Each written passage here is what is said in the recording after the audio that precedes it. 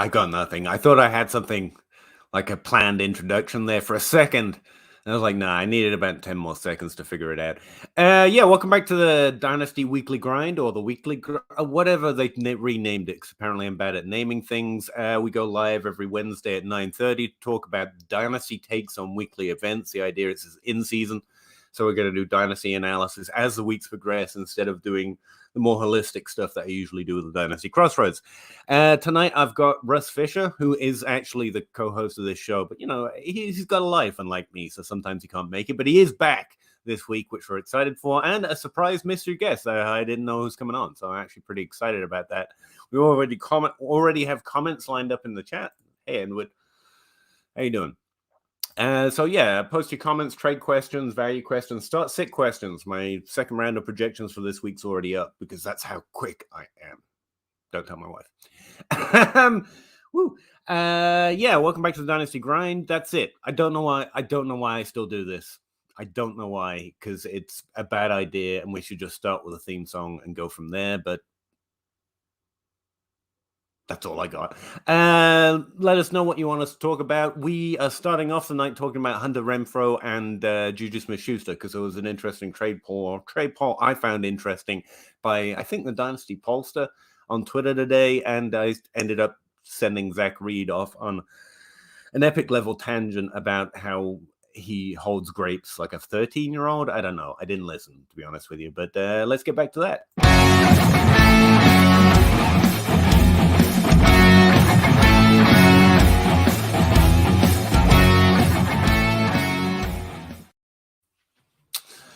Look, fellas, Edward's already, I don't know why I'm trying to call you Edward. I'm sorry, I apologize. Already wished us hello. Spock498 is back for I think every straight week Spock has been in here. He's already asking about James Conner's value, but could you finish off the thought you were having about Hunter Renfrow there, Zach? Do you remember it? Yeah, well, you were talking about Renfrow versus Juju Smith-Schuster, and I am a full-blown, you know me, I like them slotty. I love Hunter Renfrow. Likes them slotty. I do. Yeah, that's the thing he said. It is, and I like to have players that have the ability to drive big volume. If you look at the last 4 weeks in PPR, Hunter Renfrow and Chris Godwin are basically equal. They're separated by less than a point scored in the last 4 weeks. Since the last time I came on, Peter, and said, go pick up Hunter Renfrow for your playoff push. He scored 68 points. But the problem that I see for Hunter Renfrow going forward into next season is Darren Waller back, is they will replace Henry Ruggs with at least a serviceable wide receiver who can stretch the field, will probably draw targets. And as much as I hate to say this, Bryan Edwards is probably pushed aside. They bring in somebody else. And so for Hunter Renfrow to be able to drive the targets he needs to be better than Juju going wherever Juju is going to go next is really, it's hard for me to see Hunter Renfrow being better than Juju Smith-Schuster going forward, unless he ends up with Mac Jones and the Patriots, and then all bets are off. It's weird because I'm a bit of a Juju stan at this point, but all the reasons for not liking Hunter Renfrow suck. They're all the team's just going to screw him over, and it's like, but that doesn't mean he's not good or he deserves to be screwed over. I get that he, no, he's great. Doesn't look like a football player, but he's been good. But yeah, he plays a position that's not valued, or plays the position in a way that's not valued by a lot of Tyler NFL Boyd. teams. Tyler Boyd 2-3 years ago. AJ Green got hurt. All of a sudden, Tyler Boyd's killing it. Yeah. And then AJ Green got healthy. Tyler Boyd was still doing pretty well. No one ever valued Tyler Boyd as anything because he needed AJ Green there to do better. And then AJ Green went away and Tyler Boyd did pretty well. And then T. Higgins came and Tyler Boyd did pretty well. Now Higgins and Chase and Boyd's kind of screwed. I think that's where we're heading with Renfrow. Anyway, you brought it up before. When Waller comes back and he's fully healthy, they're going to draft a wide receiver because they've just missed on the past 3 they've tried. And then people are just so annoyed with Juju at this point, and through no fault of his own. He got hurt this year. The year before was just trash unless you were Deontay Johnson on the Steelers. And Juju's going to come back. ACLs mean nothing in the NFL anymore. He's going to be healthy. And he's going to get to pick whatever damn team he wants. And we're forgetting the Chiefs offered him a ton of money. Though. Yeah, he wants Pittsburgh. I think that's worth noting. He was brilliant because he took the 1-year deal because the cap went down. Next year, they're getting TV money involved in the cap.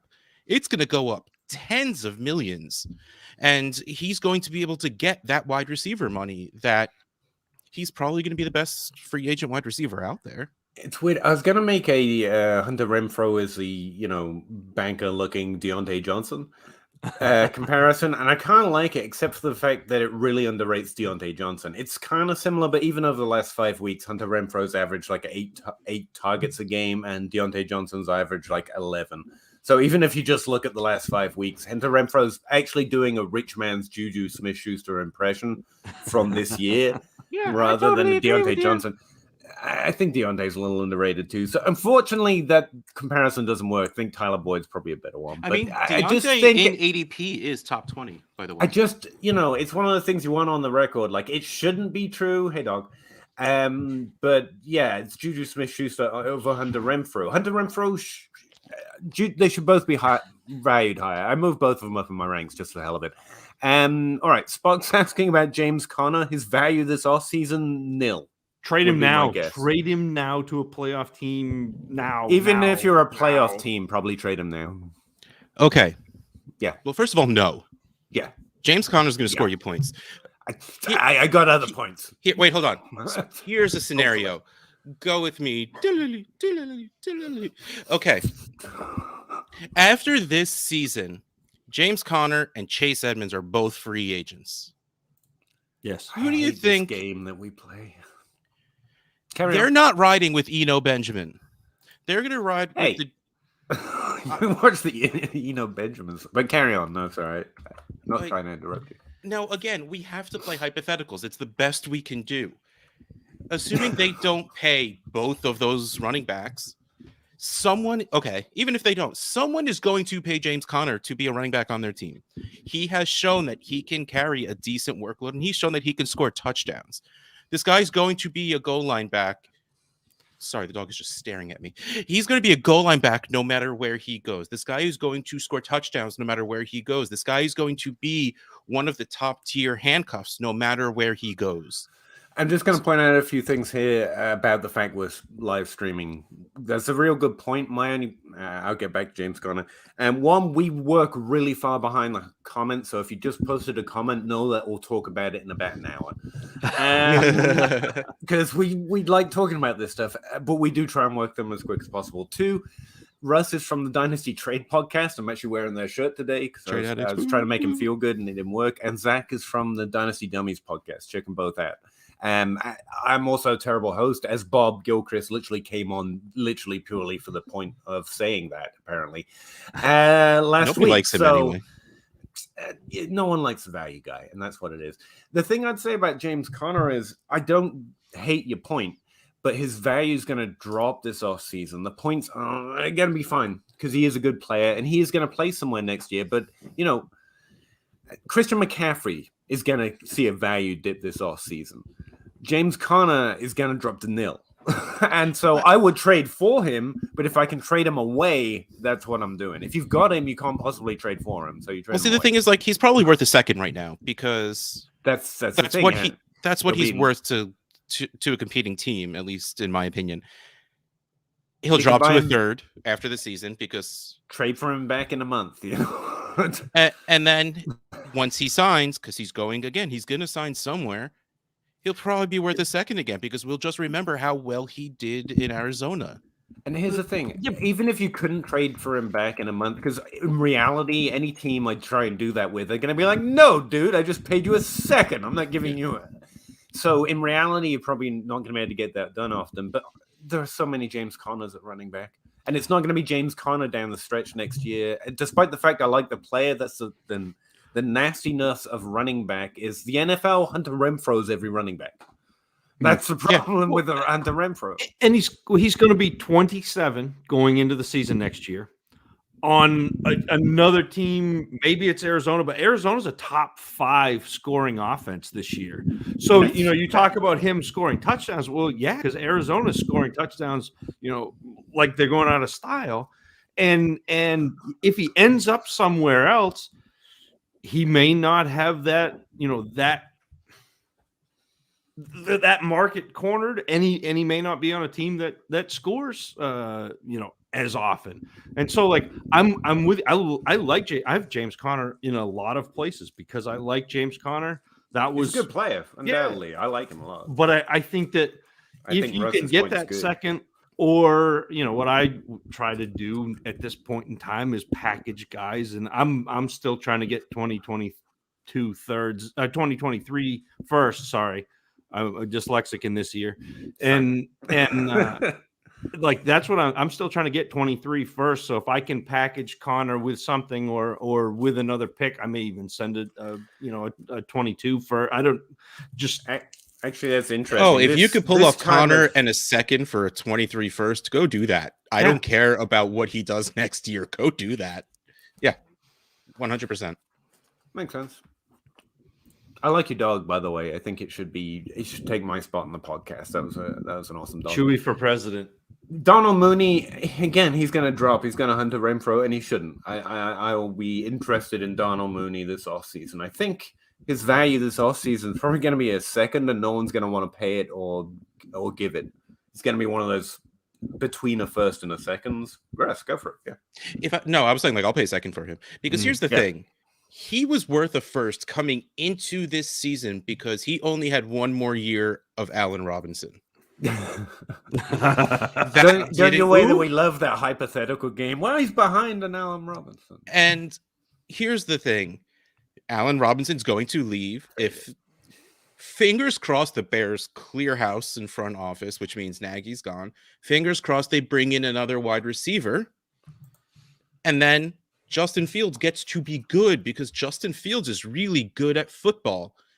And that's really good for Darnell Mooney. We've seen Darnell Mooney is pretty good. He's not an alpha. He's not great, but he's a great wide receiver too. And I think at this point, I was about to say we've learned, but we're sitting here talking about how no one respects Hunter Renfro or Juju Smith-Schuster. So maybe they don't, but like, it doesn't matter. He's going to score fantasy points for your team. I think I would gladly pay a second for Darnell Mooney than risk using it in the draft this year. Yeah. Oh, big time.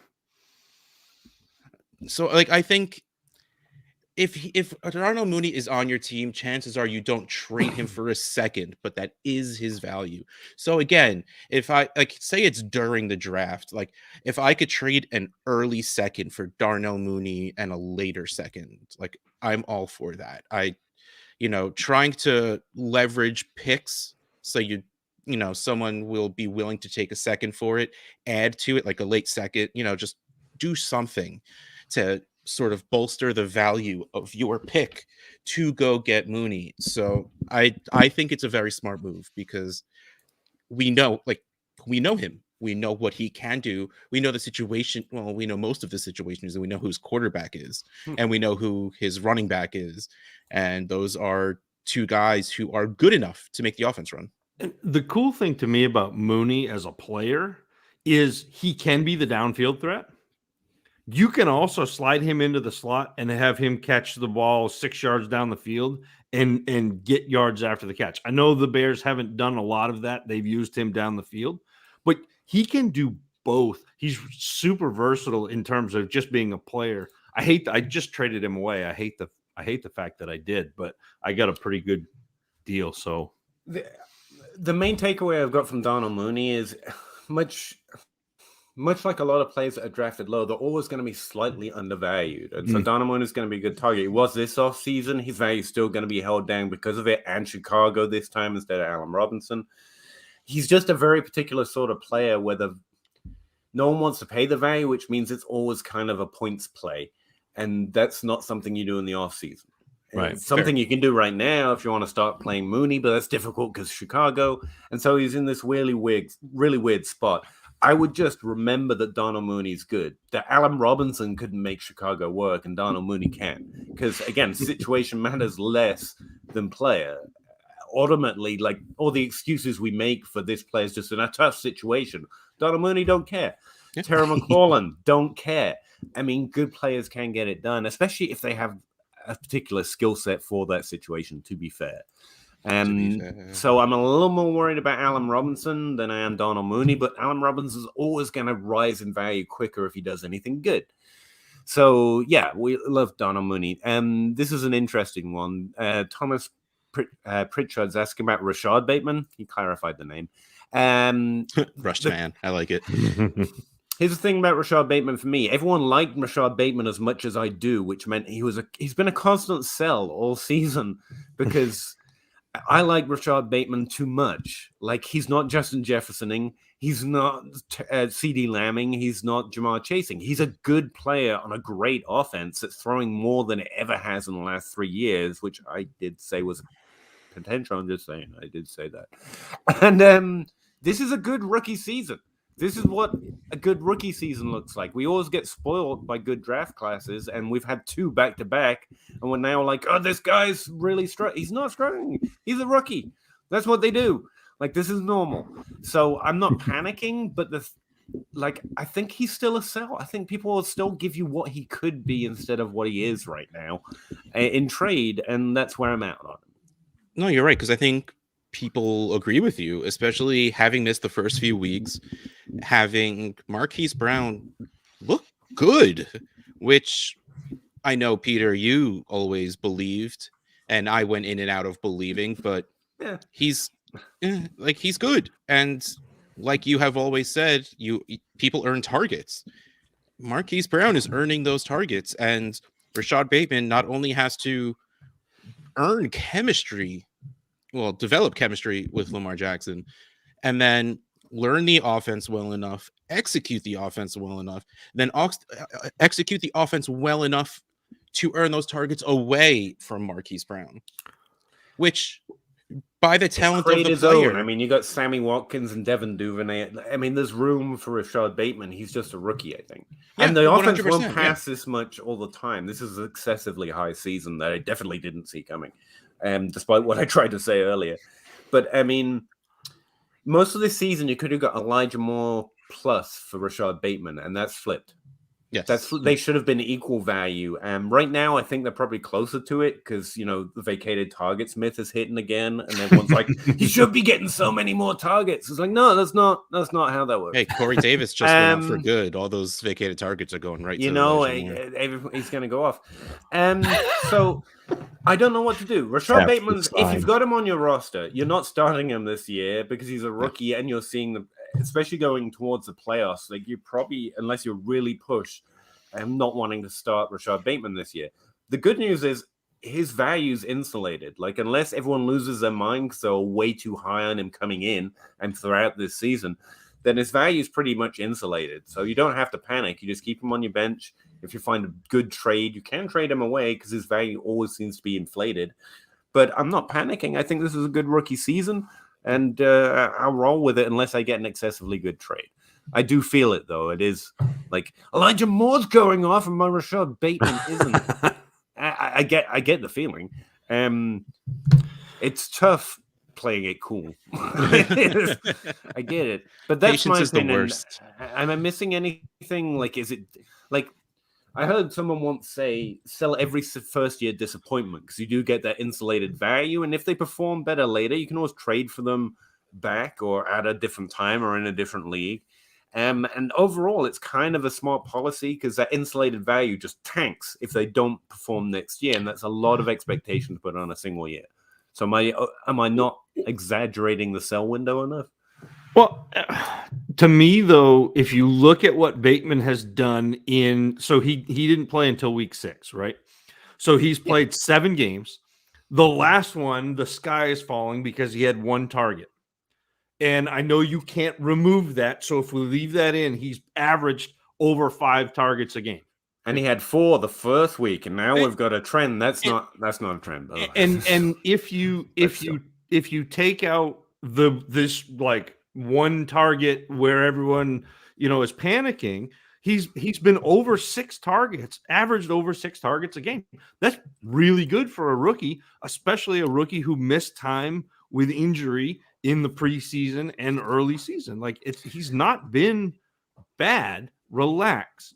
He was never going to be Justin Jefferson. Yeah, Justin Jefferson ruined it, recently. Like we finally, after AJ Brown, 2014, Tom's the hell down. These two draft classes, like 2014, we thought ruined us. These two back-to-back, this is destroying Well, us. we finally calmed down after 2014, and these guys came and ruined it. It's been 3 because we got DK and AJ Brown.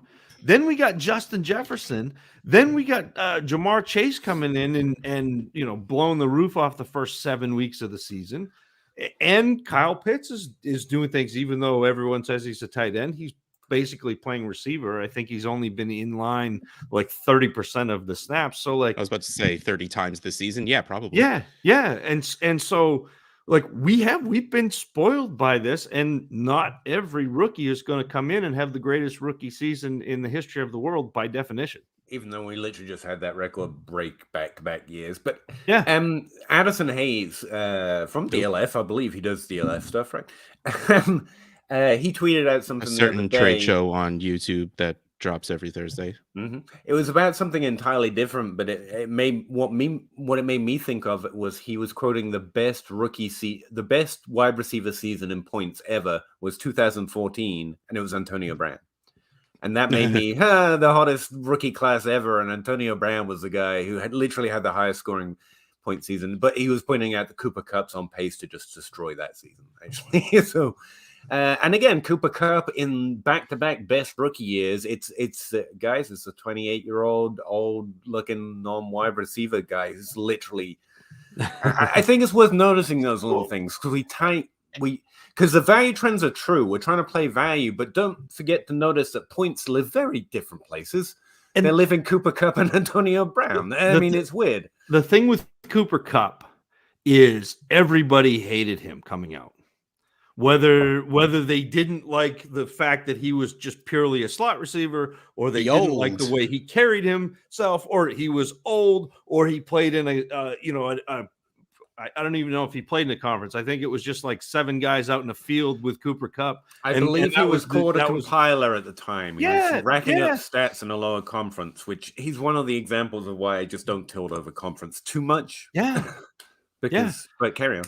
No, but that, like, I think that like, and I tweeted this out the other day. I think maybe I just sent it in a DM to you guys, but it was like a whole bunch of people were like, Cooper Kupp in the first like 10 minutes of the game didn't have a catch, and they were like, Cooper Kupp is what we thought he was. And then 29 minutes later, the next 3 plays he had 94 yards and a touchdown, and I'm like, Cooper Kupp still the wide receiver 1. Weird. Remember Thielen when he was doing that, like 18 straight weeks of 100 yards and a touchdown, but he would start slow and be like, this is it, he's trash again. Well, everybody wants to come in and dance on the grave of somebody that they evaluated and said no, they're bad, and like that's the thing. Like, I think as an evaluator, you have to come to terms with you're going to be wrong.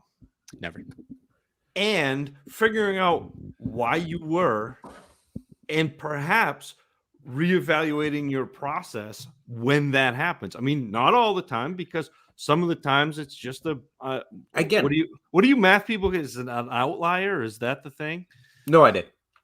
I would just say you don't want to tilt in it too hard, because then you don't know with all my teams that are all decrepit and old and scoring points. But no, actually this year they're not. What are points? But I just think it's worth noticing that we are going to tilt, because rightly so, the value, everything everyone's saying about the value is locked in and it's true, and these young players are it. But like, Team Old Guy is going to come at a discount, and they're still going to be the ones scoring points next year. Like, difference making. Terry McLaurin, DJ Moore even is going to start looking old. Michael Thomas coming back, they're all going to look too old, and they're going to be Devontae Adams, too old, 29. Too old. And also, the one other thing I'd say about Rashad Thomas, or Tom, or whatever you prefer, to be honest. Oh, I thought you were like making a new name in Rashad Thomas. Rashad Thomas is a good name. That's a good, solid name. Now, it's way too easy to make things look certain ways and like there are patterns and trends with splits, and people are going to do. They've been doing that with Rashad Bateman all season, and it's not like I ride who is Sam from Rotoviz all the time about posting splits because they're valuable and they're descriptive and they're very interesting. But if you're not familiar with it, you can get way too ingrained in that they are presenting facts when they're deliberately not. It's a very short. And just for an example, like in week 9, Mark Andrews had 10 targets because one of the things you can show with splits is that Rashad Bateman has been slowly declining in targets over the last 3 weeks, while Mark Andrews has been having 10 plus targets, and Marcus Brown, since coming back from the 1 game off, has been having it as well. And it looks like the targets are all vacating there. Splits are literally part of the problem with vacated targets. But back in week 9, all that time ago, like Mark Andrews had 10 targets, Marcus Brown had 12, and Rashad Bateman had 8. Like, there's concern there, but if I didn't fully believe in the college profile, I might be a little more concerned. But this honestly is going to fit smack bang in the middle of what a good rookie season looks like, even if he never has another great fantasy game this season. And I honestly think that's the way it's going to look. He's got like 10% of the expected point share for the team, a dominating team this year. He's got a 15% target share. He's fine. It's just awkward, just to put a cap on everything smart you guys said. Spock laughed at me, I'm assuming, or something I said. And Joe says, hey, Joe, appreciate it. Edwin, howdy, guys. I appreciate the use of the word howdy, personally. After Bateman's goose egg, more Bateman questions, so it's a good job we talked about that for like an hour. Hollywood Browns. I said this early so that I could say I said this at the time. Everyone's going to believe his top 12 season's going to fade in the same way that everyone thought Cooper Kupp's was fading after the first 20 minutes of a game. It's not. This is sustainable. This is who Rashad Bateman is when the team passes more. It's not going away. How confident are you that Hollywood Brown can maintain? Very. Like, he's going to finish top 12. And everyone's going to be like, BMI this offseason still. He's so small. He's not thick enough. I'm very confident in it. Can he have a bad game? Yeah, he's a wide receiver, and that'll suck in the playoffs because that's what wide receivers do for you. But I'm personally. Anyone got more concerns than that? Because I'm very biased. I mean, Hollywood's one of the guys I missed on. I have to make sure I revisit process on him. You know, I purely. I think my process was right that he was a better player than where he was valued and stuff. But the team throwing 35 times a game, that was like a distant dream for me. I did not think we could get this, and we did. There is. It's slightly exaggerated now. He might not be a top 12 wide receiver going forward, but this season, this is the way it's trending. After acquiring James Robinson, should I be concerned with playing him after last week's? It depends who your options are. That's my base start sit question. James Robinson is a hard sit as a running back 2, just because he has that role. But he's a running back 2, not a running back 1, because of what he's been doing lately. And because of the team. But it really depends on your options. I wouldn't sit him just because I'm scared. It would have to be a real solid option. I hate that coaching staff. I hate that coaching staff. Bad. I hate get rid of it. It's not good for fantasy. Get rid of it. I saw an interview with Urban Meyer where they asked him if James Robinson was benched after the fumble. And he said, I don't think so. And then turned it over to his offensive coordinator, who said, no, he was banged up. And then someone asked, well, if he was banged up, how come he played in the last 7 plays of the game when the game, it didn't matter? And Urban Meyer was like, that's a good question. And then the next day I saw an interview with James Robinson who said, nah, I got benched. Before that, he doubled down. He got benched. Urban actually said, I regret putting James Robinson in for the last 7 touches of the game. Like he doubled down on it. He was hurt. Yeah, if you need a recommendation for a player, find the ones that Urban doesn't like. Yeah, that seems to be James Robinson's probably good. Yeah, he's very good. Urban's going to be gone, and Visca and Robinson are just going to destroy. So Tim Shady, you and I are going to ride James Robinson to championships these next few weeks. It's going to be fantastic. J Mike will cry because I'm going to beat him in Olympians with James Robinson and James Conner. It's a double James attack. And so Tim, I roll him out, play him. And in 4 years, when my team catches up to you guys in that league, you guys are going down. I've got James Robinson ranked as a wide receiver, as running back 20 this week, which means there are 20 other running backs I'd start over him. And because he's outside the top 15 or so, that means I'd probably start good wide receivers inside the top 24 over him as a flex. But honestly, I really just think last week was an anomaly. Projections don't. I built it. It's not that smart. So you're probably under projecting him a little bit. But that team is just a nightmare. Hope that gives you some context, Tim. Nicholas, I got Chubb, Hunt, and Jacobs. Brag. Diggs, Ayuk, Boyd, Kirk. Good team. Waller. I have 2 firsts, probably.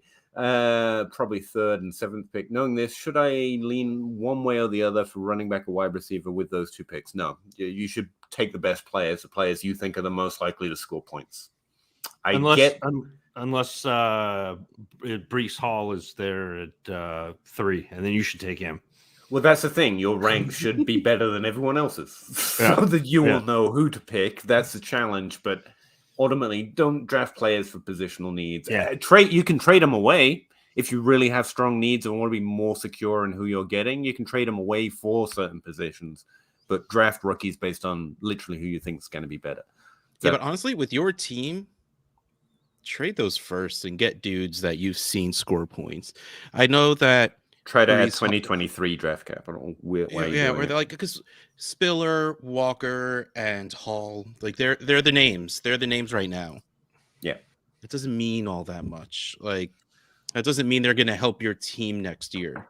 Yeah, you're playing for this year or trying to acquire value for the future. And then you can, but like, however good your team is right now, you have 2 firsts, one of which is early, to just go get a crushing player. Yeah. So drafting is fun. Draft picks are fun. I get it. But man, your team's very good, and you could make it even better by just throwing those 2 firsts to go get a player. And like you can get someone young with those. So it's not like you have to go buy the Keenan Allens and the DeAndre Hopkins and the anyone else drafted in 2013, because those are the 2 guys I went for right away. You know, who'd you go get, Russ? Yeah, you don't have to go for old people. You can get young guys with 2 firsts because they're firsts. So we're talking Jonathan Taylor Swift, I guess. Maybe even Najee Harris. Or Taylor Swift, if you can get any of those running backs with those, yes, throw Jacobs or Hunt in 2 firsts and Hunt for go get not Josh Jacobs, Jesus no, 2 firsts and Hunt for Jonathan Taylor or Najee Harris. The go-to move right now is probably just send a 2nd for Leonard Fournette, but he's right. If you can get one of those other guys for the first season, do that too. Yes, I meant going forward, like in the future. If you're no trade deadlines, people, but that's a conversation for another hour and a half we have. Yep.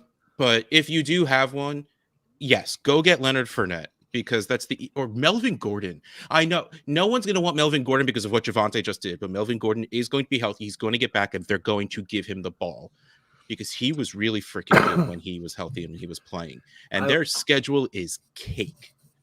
I will say the one, though, you said 1 QB in this, Nicholas, and the one adjustment I'll make is in Superflex, I will make sure all the quarterbacks are gone before it goes past my pick. If you let a quarterback fall to me, I don't care. I don't care how many times I've got caught with it, because drafting for position is bad. Too many Mac Joneses. I'd rather take that risk. Quarterback is a position. That's the only adjustment I make, but you're playing in 1 QB, so it doesn't matter. Yeah, because again, there's 3 running backs, so you have a 3rd pick, so there'll be 3 of them. FF briefcase knows. J-Lo's lined up. Joannis, welcome back. Hola. Sorry, I murdered that accent. Nicholas, I'm trying to rebuild. Right, so I'm assuming you're not competitive. In which case... sell all your running backs. Yeah, sell the running backs. All of them.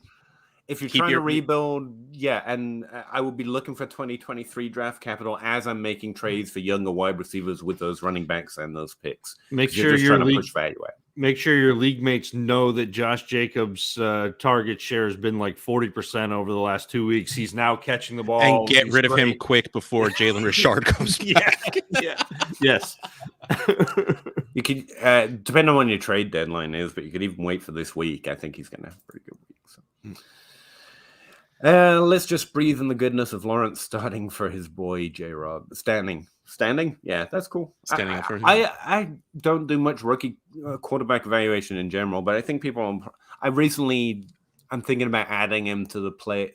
So I'm interested in trading for this off season because it's not a bad rookie season. I don't really know how to judge quarterbacks, but I think the bloom is off the rose on that one. And I don't know why. He seems like a pretty good player, as far as I can tell. Because there's a rookie quarterback doing well, and he's not. So by comparison, he's bad. He must be bad. Right? Yes. No idea. Anyone speak the youth? I feel like that's probably a spam thing. Cool. It said FYI. I know that one, so I figured not. Keyshawn Vaughn, Darrington Evans, Adam Trotman, Tutu Atwell, Tyler Johnson, all my misses. Thank you. And Anthony Schwartz. Actually, Vaughn isn't one of mine, but there you go. Neither's Evans. Maybe this isn't my list. Are on my drop list for next season, but you must save one. Tyler Johnson for me. Yep. Yeah. Anthony Schwartz. Second. Schwartz by is, Tutu. I like Schwartz too. I think Schwartz was doing pretty decent to start the year, which is impressive. Yeah. Very fast. Speed doesn't matter. It's really all matters. he has, but it works. No one is going to love Bateman like I do. That's fair. I honestly think he's going to be a good player. He really is.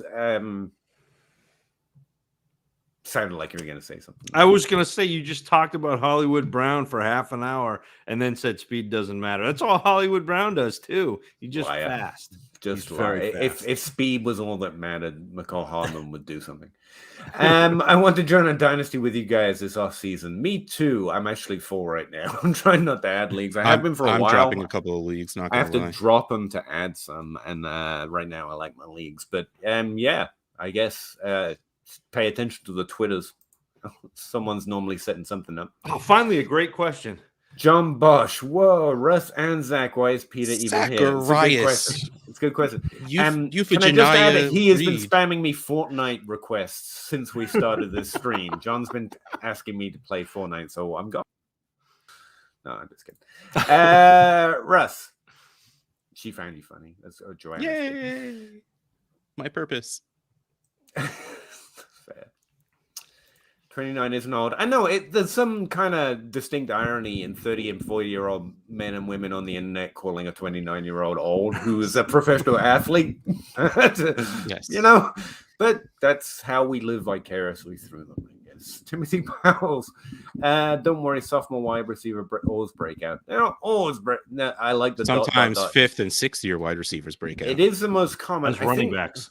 I think I haven't run the off-season stuff yet, but I think second year might be especially where there's a lot of third-year breakouts this year, and it tends to come in cycles based on draft classes. And so, second year might be a thing next year, but I haven't looked yet.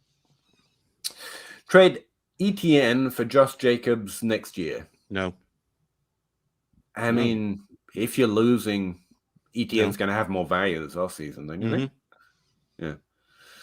The second he starts getting having an injured running back is like gold because the second there's a video of them running on the internet, trade him. Yeah, you've got to know your league for that. Like your league might not.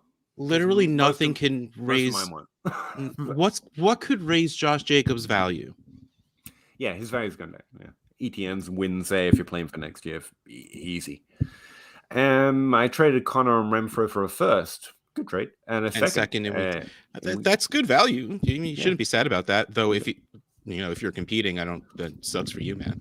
Yeah, but come this off season, you're gonna be feeling pretty good about it. Yeah, again. It's good value.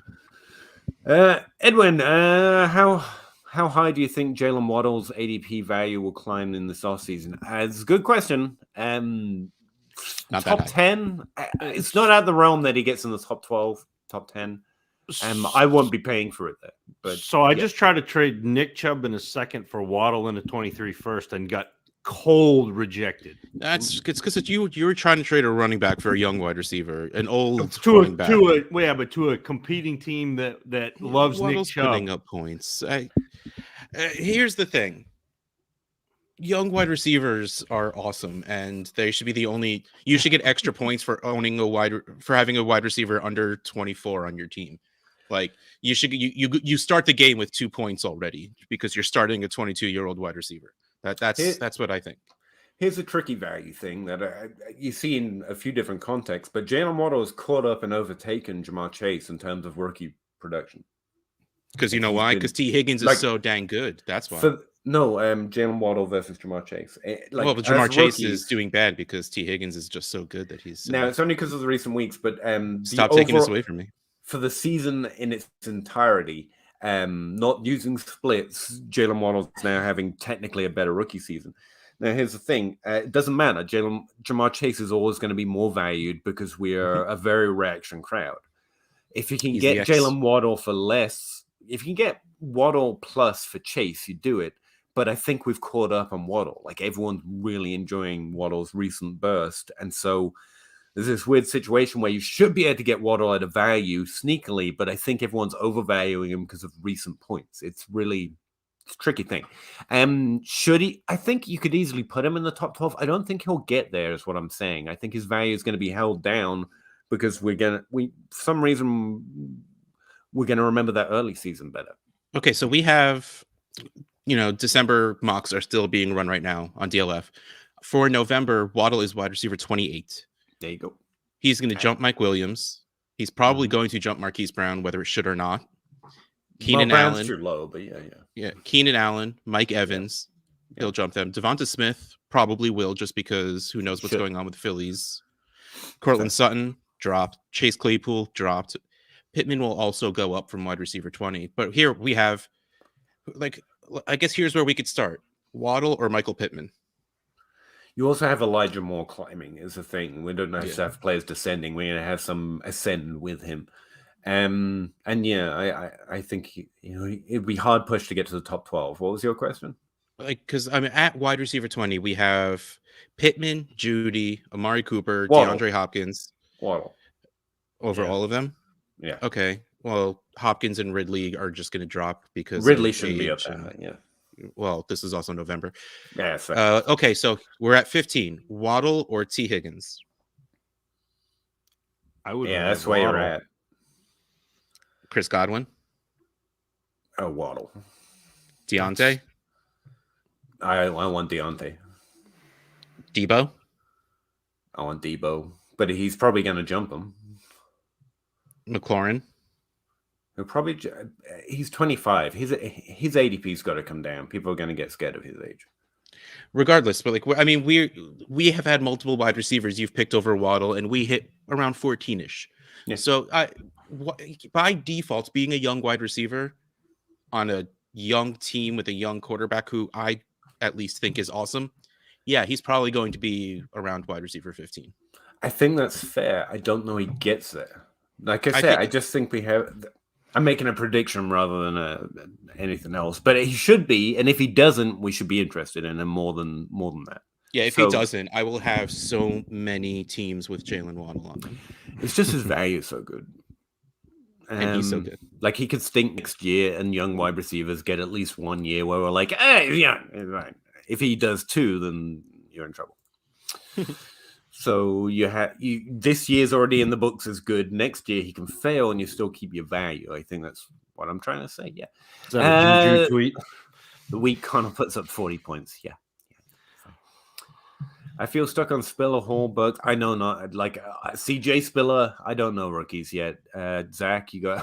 I have only watched Hall and 3 early games. I've watched 3 games, 2 2019 and 1 2020 of Spiller. But I will tell you that Breece Hall is very comparable in my estimation to Najee Harris, Javonte Williams out of this previous class.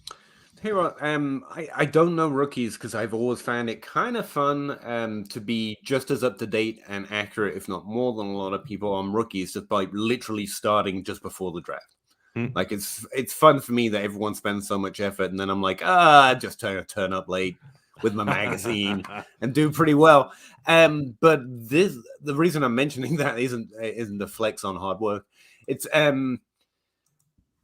these last two classes have made me think maybe I need more context for wide receivers. Too many doing well without playing enough in college. I'm thinking specifically of Jalen Waddle. He just didn't play enough. I couldn't put together a composite statistical profile, and so context might help out more. These last two classes, and then I just keep thinking about what Travis May from RotoViz has been saying to me for a while, where the transfer portal rules have changed enough that we're going to be seeing more of that. Yeah. So, yeah, that's all I know about rookies. Literally, those names mean nothing. The leader of my league is Jonathan Taylor and Najee Harris. Good night. Yeah. Tip your cap. Time to bail. Good call. Burke, I've heard a lot of good stuff about Burks just on the timeline. I have no opinion. I don't know who that is. Yeah. The only Burks I know is Ellis right now. But that was from like 1986 or 7 when I was a Red Sox fan as a kid. Melvin Gordon is a good dynasty asset like Todd Gurley, meaning he's not a good dynasty asset. He's still a good player, I think is a fair comment. One of them is scoring points. That's fair.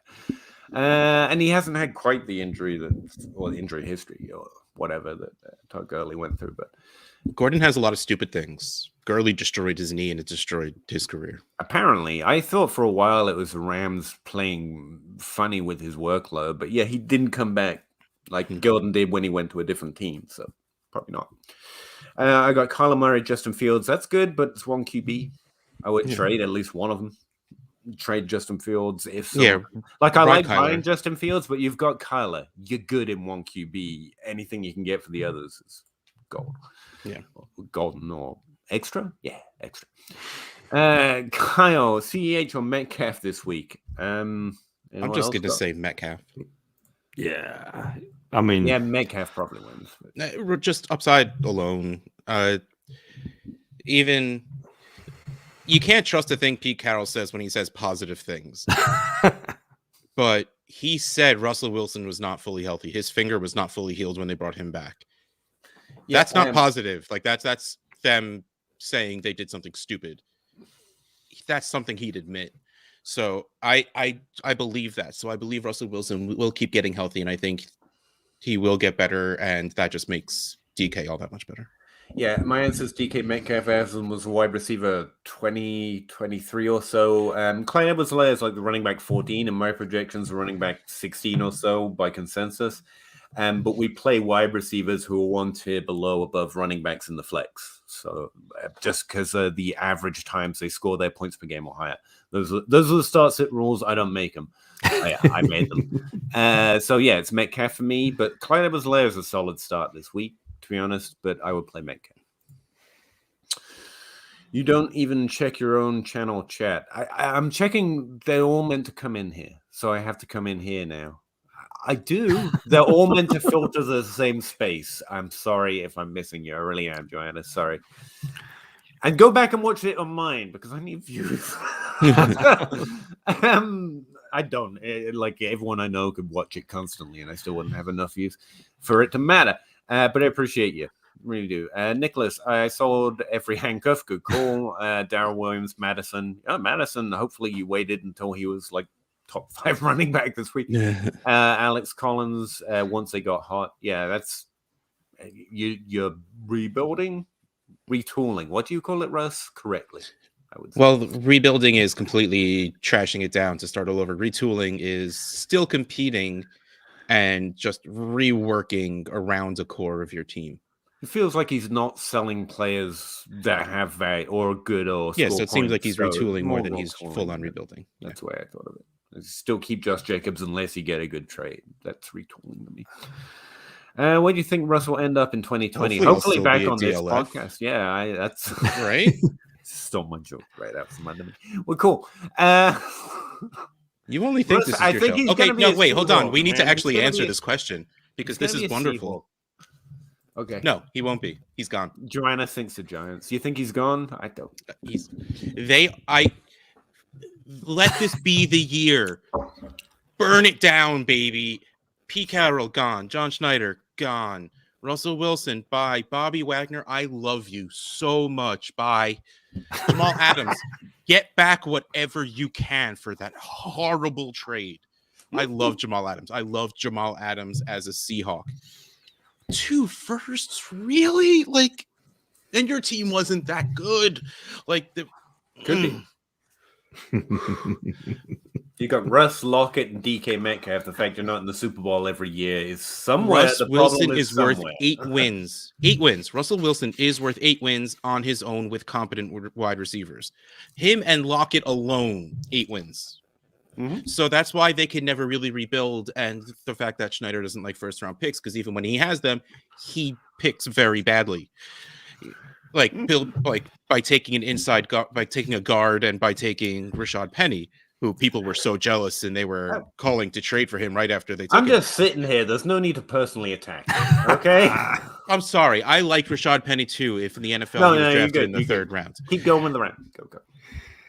I really do. I love Russell Wilson. He is probably a top 5 talented quarterback in the NFL without really thinking about it. He deserves to go somewhere better. I would love to see him in, like he said, he would waive his no trade for the Broncos, the Saints, and the Giants. Mm-hmm. I want him to go to the Broncos so bad. I want him throwing to Judy and Sutton so bad. That's because honestly, it's a downgrade for his skill set. But yeah, they would light up the league. Almost anywhere he goes is a downgrade. Yeah, that's the thing. As long as you got good wide receivers, it doesn't matter if they're amazing. But I mean, don't get me wrong. Go to the Giants so I could go see him play because I live in New Jersey. Though the tickets would just be astronomical, and I have to It's the Seahawks. So what's the worst Dad, I possible haven't talked decision? to you in a year and a half. Do you want to buy me some Giants tickets? Yeah, let's go. Let's bond. That got weird. No, I would love him in the Broncos. The Saints, I mean, I love the idea of him with Sean Payton, but man, they need everything on that team right now. Okay, yeah. I'm done. It's the Seahawks, so I'm going to bet on the thing that will hurt me the most. They're just going to pay him a fuck ton of money. They're going to keep him. And that's going to stop them improving the team any other way, and they're still going to run the ball most of the time. That's what's going to happen. Well, that's pretty much like it's if they cut him this year, which there is a quote unquote potential out, but it's like $26 million in dead money. Or you trade him like that. Yeah, there'll be a value trade somehow they'll pull off. I guess. I mean, I guess that's the thing. But like you're looking at, even if it's it's weird that we have to call it a Brock Osweiler deal because it's so done in the NBA, but it was never done in the NFL until Brock baseball Osweiler. and the NBA do that. Yeah. Like you pay someone to take the contract, and I think worst case scenario that happens. Yeah, like they can't cut him. I just don't think there are many Sean McVays. It's not that Sean McVay is a genius. He's just not an old coach doing things the exact same way they've always done. And he had to pay the hell up to get Stafford. There's only so many people that are willing to shake it up like that to do it. And then no one's I think Staley would. Like Staley seems like a very smart head coach. You have more hope than I do. Yeah, but they still have Elway. Joanna thinks the Giants. Yeah, and Gettleman. I always think Gettleman when I think smart. Yeah. GM. No, he'll also be gone. That's why they'll move away from Daniel Jones. He could way overpay stupidly, I guess, and get lucky. I don't know. Yeah. What was it? John Hogue said. Someone posted a GIF of that "No thank you, yes please" GIF where it's DK Metcalf and Tyler Lockett. No thank you, but Evan Ingram and Kenny Golladay. It was Daddy did that. And Mike Viola. Yeah. Well, I think the meme gun and Sandwich King. Yeah, Sandwich King. Will you let me? I literally DM him whenever I eat a good sandwich at this point. That's probably right. I like it when people in the chat talk to each other. It feels like we're inspiring a community of people that have better conversations than we do. It's really funny that this is the place everyone goes when they talk about maybe Russell Wilson going to the Giants. Ciara just wants to go to New York at this time. She's tired of the West. She's just bringing in the golf. I mean, look, his wife loves New York. She doesn't live in Seattle anymore. It worked with Giselle. Giselle wants to go someplace warm. How about Tampa? I mean, I almost went to Seattle because my wife needed to go work there. Does that count? Yeah, it didn't work. It didn't go through, but it almost happened. I don't know these people. Jacob, Probably. oh no, I don't know. he's saying he's a Raiders fan. Jacobs will be fine once we rebuild. So you can't be a fan with your fantasy team. You can be a fan, but with your fantasy team, you got to be rational, Nick. Which is funny because I don't like having Seahawks on my team. You can, definitely. And honestly, yeah, Jacob's going to keep scoring you points. But just not a lot of them. Just know that his value is going to ass out real quick. That's all. Like, this is your value window. If you want to once they rebuild the O-line, draft another wide receiver, and start throwing to him more often. At which time he's like 29. And then he's a second. Then by then he's on his second contract, and he's we're talking value, not performance or the player. Even it's just I'm sure blame he's Dynasty a players. Human being, but just it doesnn't matter. Yeah. Value goes up. Baywatch effect. I love that. Oh man. It's like the preseason back shoulder fade videos too. They should put it slow motion and the Baywatch theme song on it. Let's just be honest about it. All right, I'm gonna have to learn how to do some video stuff real quick, just for when that first video comes out of like Etienne or Dobbins. There you go, like viral. I can sense a viral tweet right there. Join us. Love this show. I appreciate it. I like it pretty well. I have fun. Wow, Peter. Wow. I don't love you the way Joannis does. Okay, no, you just dropped that second sentence off of her comment. Zach is a nice addition. No, you're good. You were good. We just love the show. I think the fact that I have Zach is pretty much my only guest on every show ever. Like, you're not going to slip a "you don't like Zach" in. So my last 4 shows that I've recorded have been your show. One or the other. I hate Zach. Depends on the team. They go to over talent. It's really situation dependent. It is true. I tilt less over situation because situations change, players don't. But as we're seeing with Allen Robinson not making it work and Darryl Mooney it's not like Allen Robinson isn't good anymore. Some players thrive better in different situations. It is true. But it's kind of way too early to be worried too much over that. Is that fair? That's for sure. Yeah. Yeah, Elijah Moore on the Jets. How terrible was that? Or frankly, Rashad Bateman, although that has been rough lately. Rashad Bateman, Baltimore are thought to be a terrible place.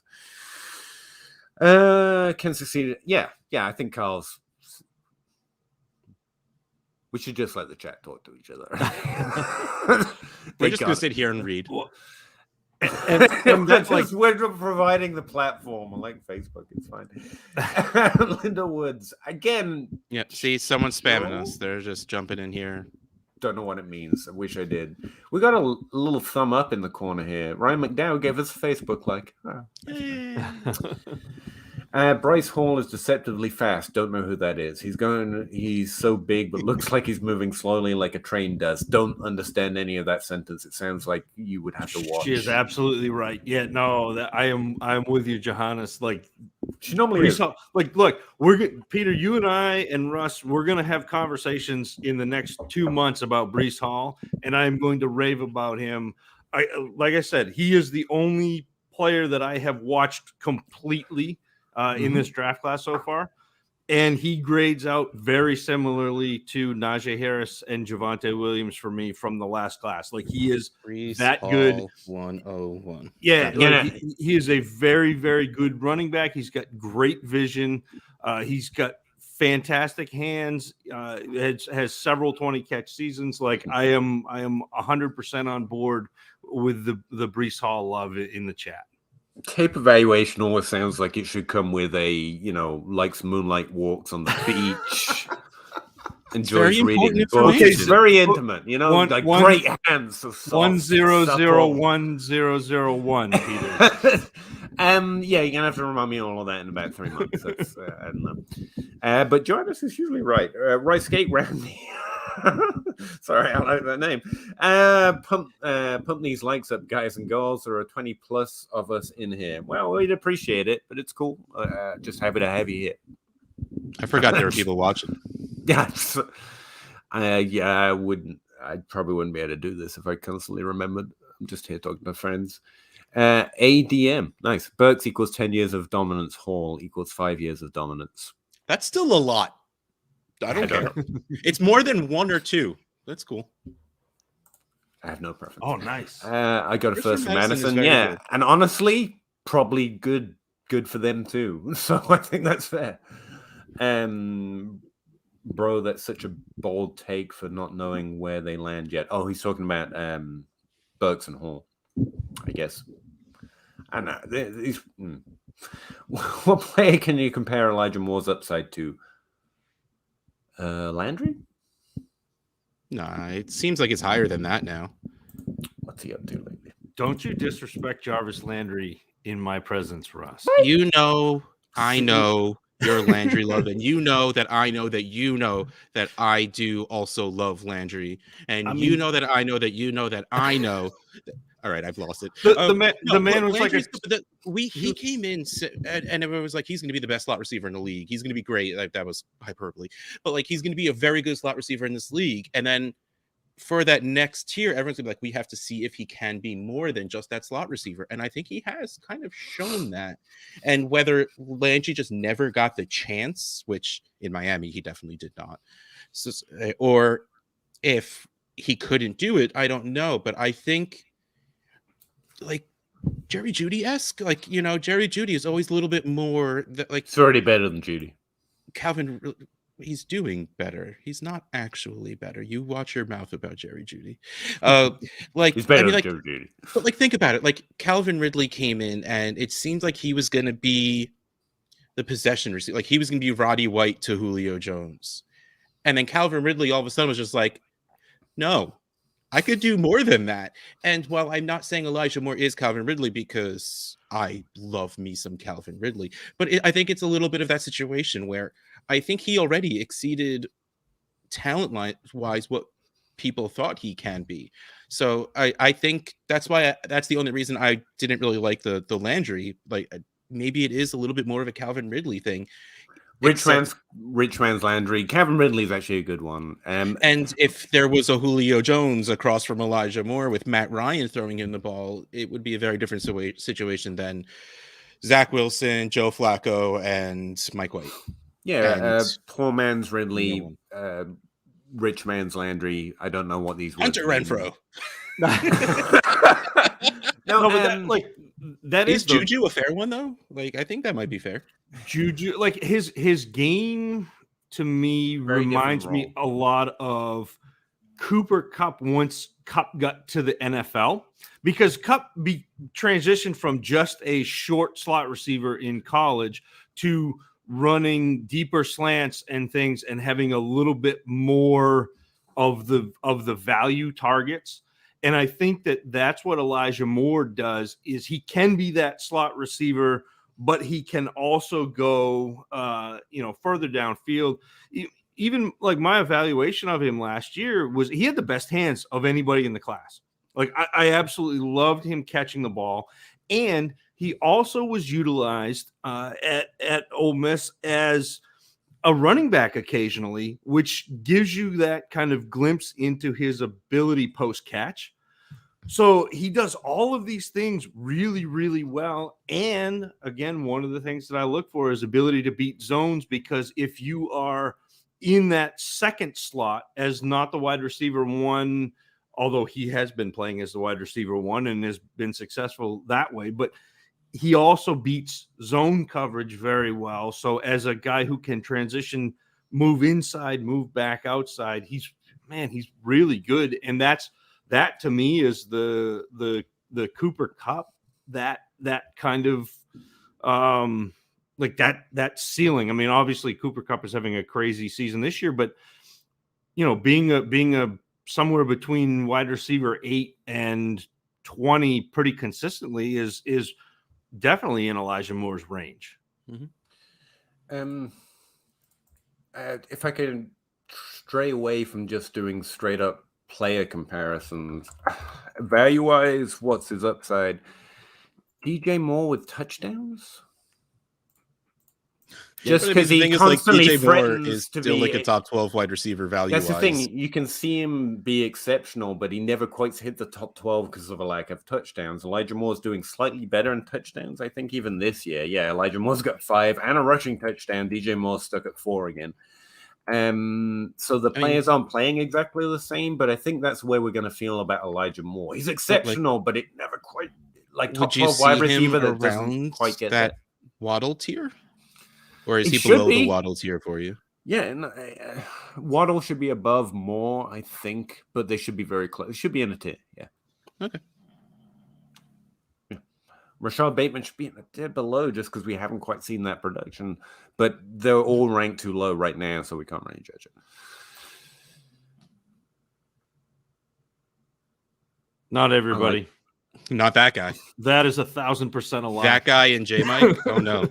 No. I had Justin Jefferson, CD Lamb, and Jalen Reagor in a single tier at the top of the class, to be fair. I claim being right on Justin Jefferson, but I did have CD Lamb above him and still do, to be fair. I was not right.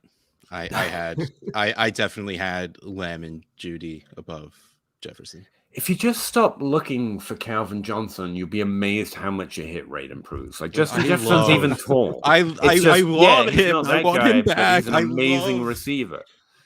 Me like, too, man. But I mean, I've DK learned. Metcalf's like the closest we're gonna get, and he ain't that.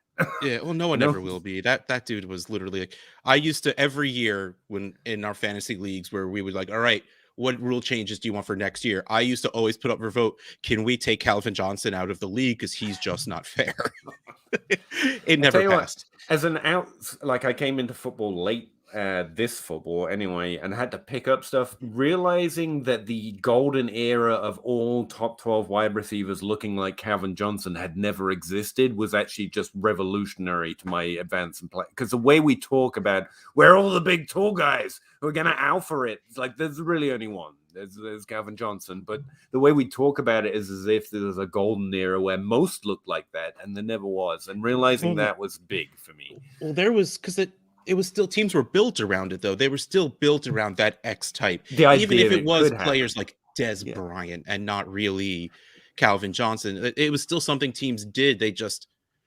They made it better for, the Miles Austins. Yeah, it's like to do better.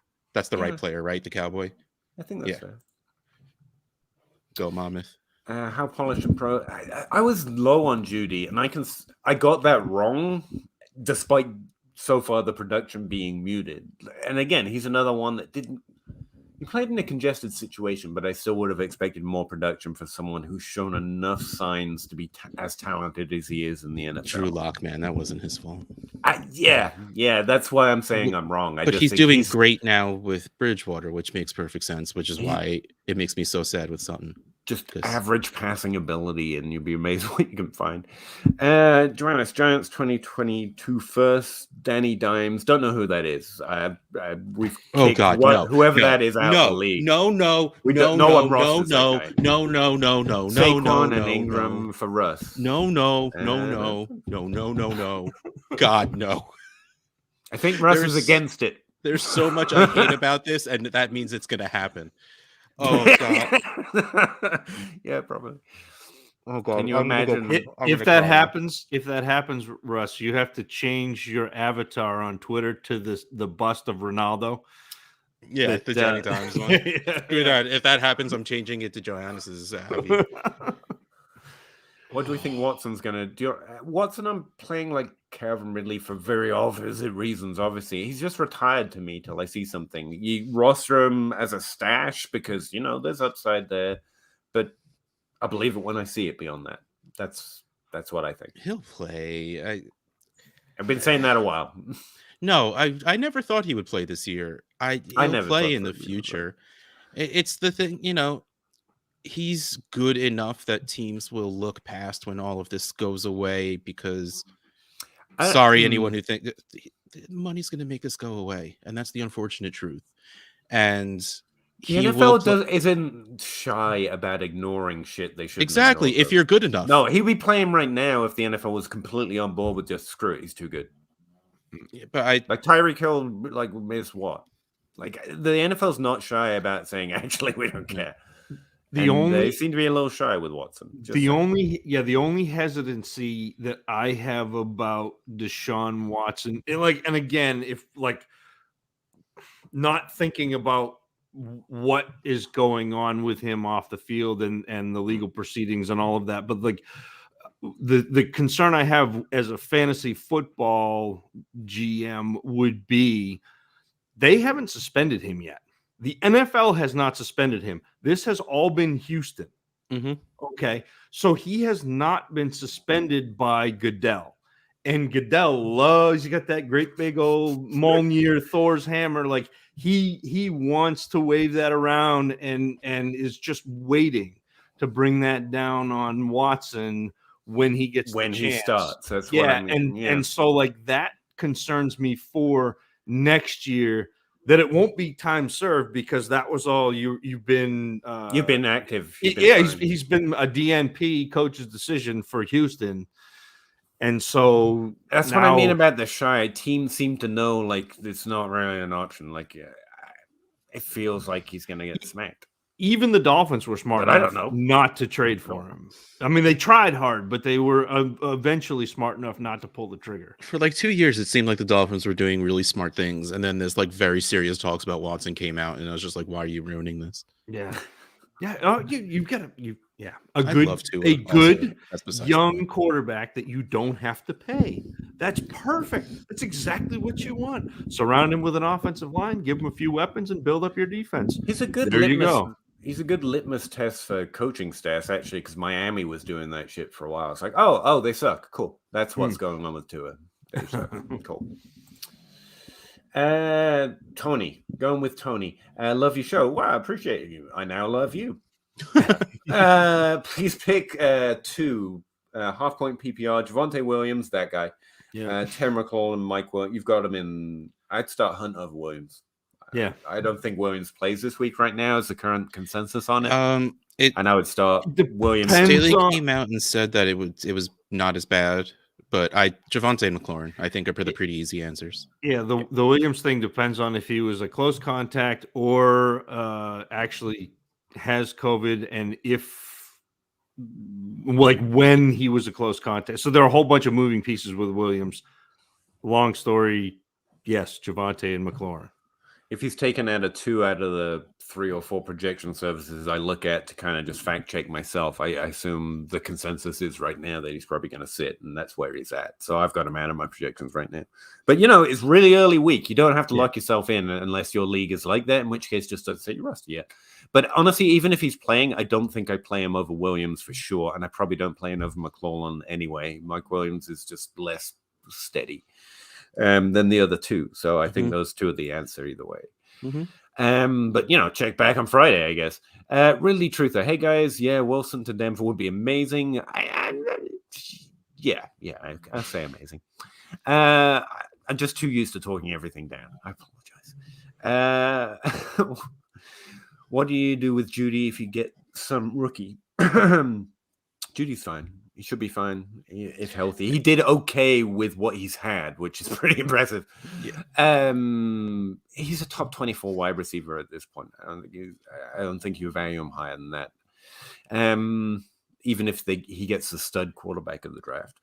I'm not trading away Judy. I don't really necessarily care. As long as they don't get, as long as Jay Cutler doesn't come back to play in the NFL and go to Denver, I think almost any quarterback that isn't, Drew Lock is kind of Jay Cutler. As long as it's not that kind of guy, that I think Judy's absolutely fine. I think Judy's fine. I sense in most leagues I'd be able to get players and a pick that I would prefer over having Judy, but it's all about the trade. Oh, yeah. You'll be able to get a very good price for him. But I'm not panicked on Judy's ability in the NFL, put it that way. Yeah. No matter what the quarterback ends up being. Who do you all think would be the quarterback for the Steelers? Rodgers, Watson, or practically anyone competent. I don't know what the Steelers would do. I don't have a good sense of where they're at. They've just been rolling Ben out for so long. I don't have a Gardner, freaking. That'd be awesome. Love that. Anyone's an upgrade as long as they don't go with what they have on their roster right now. As long as they get someone from somewhere else. It could be Teddy Bridgewater, and I think it's an upgrade. There's so much in that mix. Juju might be gone. I don't think he is, but some people think and have mentioned earlier that he might go. I don't think he will. He's made himself pretty clear at this point. I also don't think you're sad with Deontay, Claypool, James Washington, and Freiermuth, and that's assuming they I don't mean, draft his- another wide receiver in the second, which they like doing every single year. Here's my Achilles, man. Deontay Johnson don't care. Like, players who just excel in terrible situations are my catnip. Like, I don't have to care. Oh, Deontay yeah, should be absolutely. fine. I just meant like as an We're offense. good. I think Claypool would benefit from an improved situation. Mhm. Juju needs to be healthy. I honestly think he should have been better than he was this year when he was healthy.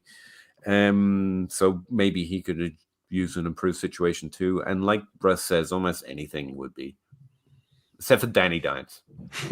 Oh, Drew Lock. Just like Or not that Zach kind of guy. Wilson. Yeah. I think they try through the draft. If I'm going to guess, that's what the question really is. Are they going to draft or try and get one of these? I think they've guys? been so bad at drafting, they might just go and get an established guy. Because sooner or later, like John Elway's job has to be a little in trouble, right? No, never. You would think so. I know. He should be. I don't think it is. Just draft tall quarterbacks. It hasn't worked. With big arms. Be fine. Traded Mixon on a 2020 second for DK yesterday. Cool. That's I like that. I mean, good Mixon's trade. scoring a lot of points, but if you're not scoring points, then go get DK. Yeah. Yeah. I even if I'm contender, I don't think I'd pass that down. If I'm He's contending, just I know 24 and Mixon. he's huge and he's got muscles and no one's ever gonna. Mixon's one of the 3 healthy running backs right now. I don't know if I sell that. Yeah, that's fair, but Dynasty, something about age, and no one's ever going to recognize that DK is just expensive Tyler Lockett. So I guess DK, whatever. Burks, Hall, Wilson, Spiller is the way I'm seeing that right now. Landing spot might change things a bit, and draft capital. Draft capital is the other thing. We think we know so much right now, and it shakes up a lot. That's the thing. That's why I've always been able to come in the off season and do fine, because like there's plenty of time to catch up, and the draft literally changes everything for most people. I'll give you my opinion in a month and a half. We'll be there. That's right. You seem to have the right names on the early list, but I try, Peter. I try. It's taken me a while to get there, but I was talking about ADM, but sure, you take the compliment. That's cool. I got Jacobs. I assume you have the right names, dude. I got Jacobs, Drake, Waller, Brian Edwards, sell him. I'm waiting to trade Edwards if he ever pops off. It feels like we've had some of the best windows for Brian Edwards already, and there'll be another one. Everyone's going to remember he's young, tall, productive in college, so it's okay to hold, but I don't know, what can you get from Edwards right now to a non-contender? If it's not a first, I'll keep him and wait for someone you are not. Make some bad. You'll be lucky to get a second, like Edwards in a third for a second if you're lucky. Yeah. It might be as high as it gets, but probably not. Someone's gonna make a narrative, and his value will go up probably. Zach, I need a 4-show sample size to make a determination. Well, just tune into the Dynasty Crossroads, man. I got 4 episodes in one show. Our episodes usually run 4. Do you think Carson Wentz has value in 2? Yes. In 2 quarterback, Wentz has a lot of value. He's doing very good. Mm-hmm. Yep, starting quarterback. He's that difficult tier where no one wants to pay for it, but he has it. He's scoring points. He's doing well. Just put respect on that man's name. He should be starting every week in 2 QB league. That has so he's a quarterback 1, like he's QB 12 on the season. Like he's been good, even though everyone thought he was bad because the last couple of years he has been awful. He's been good this year, which actually makes him good, even though everybody's still stuck on the he's bad. He did what we hoped Sam Darnold was going to do. Yeah. No, he's way better than Darnold. That's what I mean. We thought everyone was like, the Jets just ruined Darnold. No, Wentz is doing fine. Wentz is the one. Oh, sorry, I skipped over Joe. On my retooling team, I moved Tyreek Hill for Calvin Ridley in a 2022 first. I kind of hate it. I also moved Aaron Rodgers for a 2022 first and a 2023 second. I'll move Derrick Henry early next season. At this point, it's probably better to wait to move Derrick Henry. Hill for Ridley in a first seems like underselling Hill, and I don't roster Hill anyway. That, and look, Calvin Ridley is a really difficult situation because not only do I not know, Ridley Atlanta didn't. doesn't know. Ridley probably didn't know. Like Yeah, I saw and- someone the and other it's- day, like, why haven't Atlanta heard from Ridley? He Like- released a pretty clear statement. He's done for now. Maybe he'll come back, maybe, but he's done. And He's that, got like, he's got things he needs to work on that are more important. Stop waiting. I had He's retired commented until he says otherwise. I had commented on that because it was Tyler from Yeah. from Happy Hour, and I quoted it was Arthur Blanks who was asked literally 2 days ago. It was 20 hours before Tyler had asked, what's going on with Ridley, and Arthur Blanks was like, "We haven't heard from him. We hope he's doing well. As soon as we know something, we'll pass that information along." And so, like, it's like, and I'm fully on board with Calvin Ridley getting himself right. Mental health is not a joke. It's not something we play around with. In terms of fantasy football, that's a really tough bet for me to make because you don't know what's going on with Calvin Ridley. And so I am just like, I'm staying away from trying to acquire him. I'm hoping that he comes back and everything is great and he, is Calvin Ridley again, but I'm hoping more that he gets himself in a place where he's good mentally. In terms of this, selling Tyreek Hill for a 2022 first and I don't have any idea what's going to happen is tough for me. And Rodgers, if it's a 2 QB, selling Rodgers for a 2022 first is light also. Like that's scary to me. First and a second. I mean, I don't know you're getting all that much more for Rodgers at this point.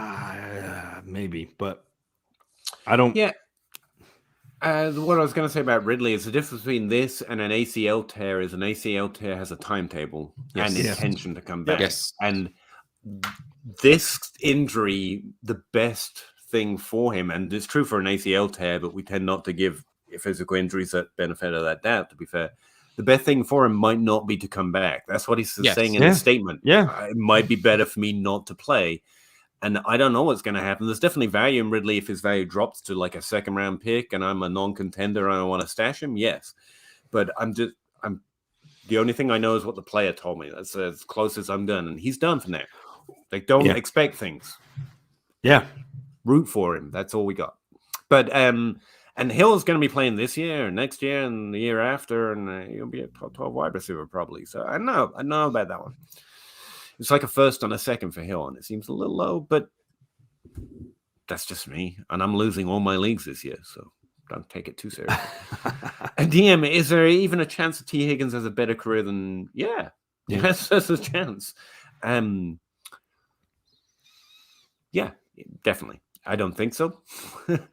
I think both have good careers, definitely. And I think Chase is always going to be valued over Higgins.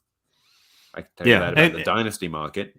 And that'll be where you can make your edge is you can get Higgins for less than you can get Chase, and they may end up being pretty close in production. If I can get one or the other, I'm getting Chase because I honestly think he does score more points and I think he will have more value, but I'm not upset to roster Higgins at all. So, See, that's the thing. Dynasty, I can how we will value it. It's actually pretty predictable. Reality, no idea. I'm not a soothsayer, no me. But we are pretty predictable because we're humans and we like our things a certain way. There is a chance. Jonas has got. He's could have a better career for sure. I think T and Chase are both going to be top 10 wide receivers by Joe Burrow. Then, Peyton Manning's the only guy who's consistently threatened to do that. So I don't see that, but maybe. Burks is that dude 6'3". Burks is good. That's what I'm getting from this stream. Stop influencing my analysis. No, it's fine. Traylon is a better version of AJ Brown. I mean, version with knees. That's a better version. I don't know who that is. Ridley Truther, yeah, watching the nationally broadcasted Broncos game. Thank you. Sorry, speaking words. And those Judy stats lines being weak. He's 100% getting open. Teddy just not seeing him run first offense. Yeah, and remember, he's doing pretty well with Teddy because Teddy's proficient. He is what he is, but he's decent. He can throw a ball better than most people. We can't use run first offenses against wide receivers with what we think DK Metcalf is worth. Yeah. Right. Again, we like to play that game a little bit too much. It is worth noting that this isn't a great situation and Judy's performing well. Mm-hmm. So the play is probably good. That's why I say I was wrong to be slightly lower than him.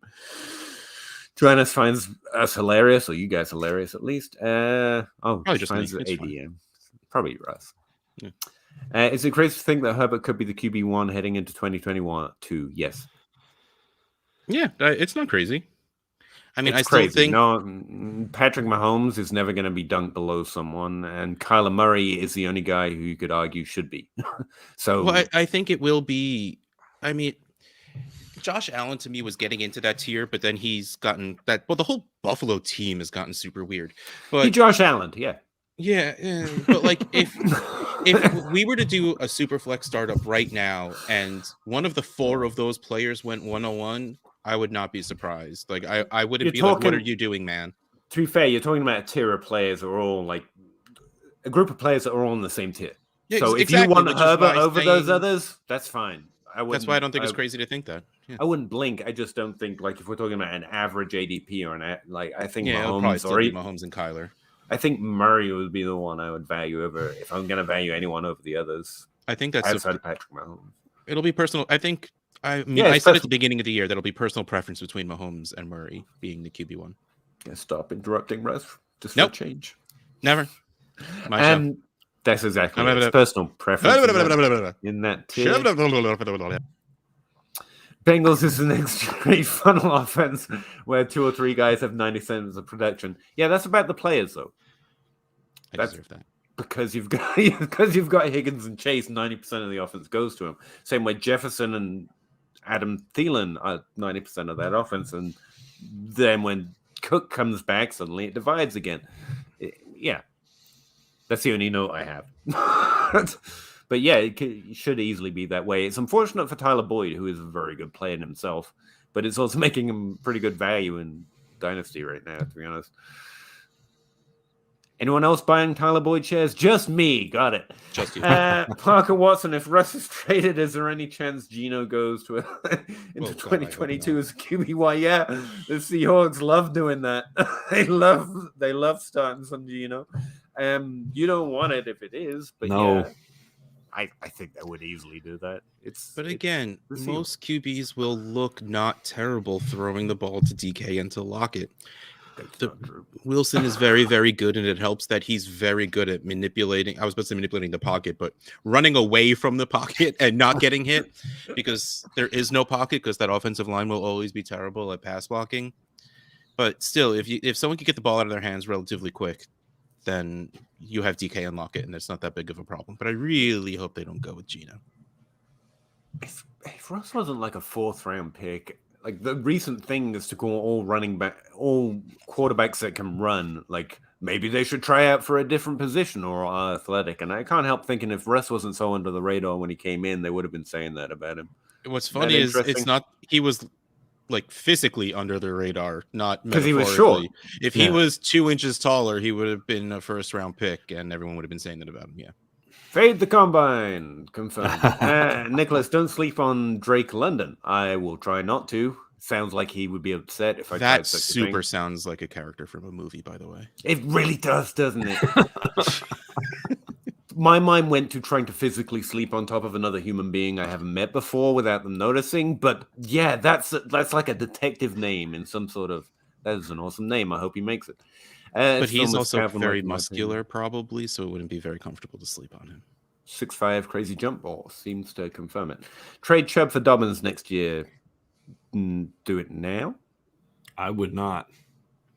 Like, I'm sorry. Like, I know that everyone is all aboard the Dobbins thing, but I'm going to stick with Nick Chubb for the next couple of years because he's that good. But think- value-wise, do you think Chubb Of will course be worth not. more than Dobbins? No. I want no, Chubb. like legitimately asking because No, I because agree. Chubb is because he's older, but to me, I'm playing for points. I know that like you and I think about things differently, especially in the non-point scoring season where we start looking for value. But like if I'm trading Chubb for Dobbins, expecting not to trade Dobbins, like if I'm going to trade Dobbins again, yeah, great. Let's cascade that trade and go. But Nick Chubb for the next 2 or 3 years is going to be, for my money, unless he gets injured, a better producer than Dobbins in a situation that I'm comfortable with already and has done it. So why would I trade it for unknown unless I was going to go flip Dobbins again? I have more concerns than that. Nick Chubb was a top 12 dynasty running back this offseason. He was already old. Dobbins was struggling into the top 24. I don't think the value is different. I think Chubb's going to win it in value too. I was legitimately asking what you guys thought. I am absolutely biased when it comes to Dobbins, even though I do. Nick Chubb is like, imagine if he never like destroyed his knees in college. Like what we would have thought. I'm sorry, of him this is in. Chubb on bad knees? Yes. Yeah. God dang. Yeah. Wow.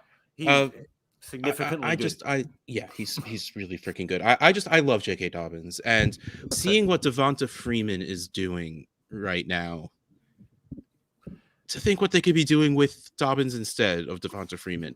Like again, I am personal biasing the hell out of this, and I get that, and I'm fine with that. But like Zach said, even if you are not a Dobbins guy, I think you can get more for Dobbins, even if the ADP keeps Chubb because of his age. And I think Chubb's going to be perpetually held over him in ranks because we know what Chubb can do.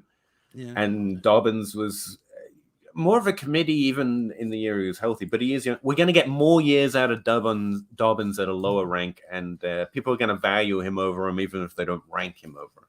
Chubb will be taken first in ADP mocks and in your draft. But once they're on teams, no one's giving you Dobbins for Chubb unless they're Zach. If you know what I mean? Unless they're pushing. Very well put. Yeah. What's it? Dang, I quit. I'm going out on a high note. Corey Dean, with the season mostly over for me. When do we start dropping JD McKissick's, Kenyon Drake's? Well, first you offer them to the contenders for a second, and then you only drop them if it's to pick up someone particularly good.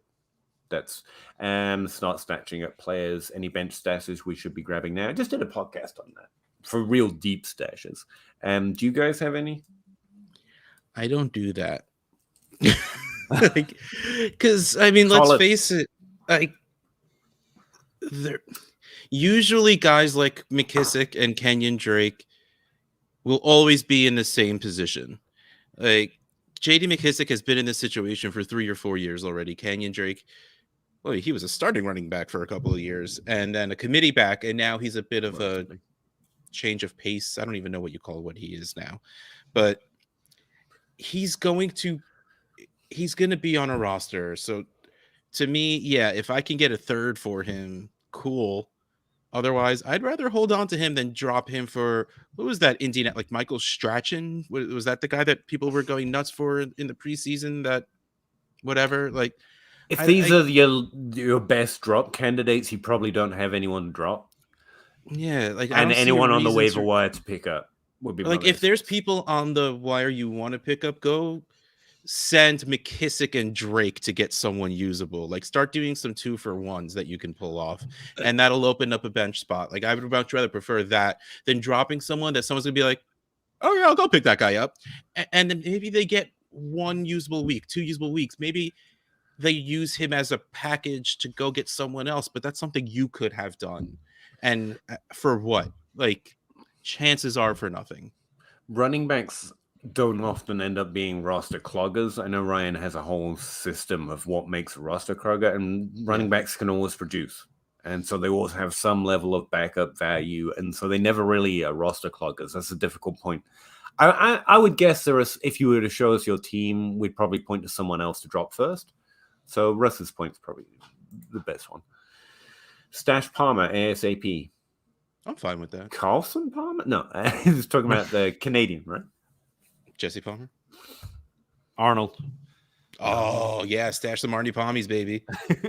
There are too many Oh, Palmers in the Josh league. Palmer. Josh Palmer. I mean, yes, that's the real guy if you want to go with it. Fine. And you don't have to, but yeah, you can. Canadian, you know, just for Tano. I'd hold Chubb. Yeah, I wouldn't drop him. Yeah, plus I traded Henderson and for Hunt. Solid. So I got a handcuff for Chubb. Just keeps hearing people say so. Yeah, it's for what though? I don't mind sending him for Dobbins if you're not winning this year. Put it that way. I think that's solid, but just be aware that Chubb's going to produce high and probably ranked higher. But it's fine. But the thing is, you're hearing people say sell Chubb because they don't care about the player. They care that he's a 20-something-year-old running back on a second contract, and there's going to be younger running backs coming in. And it doesn't always work that way. Exactly. Like I said, I don't think many Dobbins owners are taking a Chubb trade. I kind of agree. But I'd be fine in trying it, and if your trade goes through, you're good. So, like, yes, I guess is our answer. Honestly, people were crapping on Dobbins because of Ravens don't pass to running backs, and now we're talking about a third-year running back who's never done anything. Yeah. We were friends 2 seconds ago. You better calm down. Yeah, only reason I got out of Mixon was because of health fear. I think it's fine. He's healthy now. Plus, I just love freak wide receivers. Who doesn't? Appreciate you guys' time and input. Me and this guy have a lot in common. At the end of the day, it's your roster, you know. And honestly, I thought this trade was solid, good. Yeah, it is very much. Trade Chubb, but not for Dobbins. Who? That's a fair opinion. There are many things you could trade for. Dobbins negatives. Gus Edwards-Jackson doesn't check down. He nor first round. Yeah. I guess I didn't remember because anytime someone starts talking about how a player can't get targets because a quarterback doesn't throw to that position, I just stop listening. I probably unfollow and stop listening to them altogether. It's nonsense.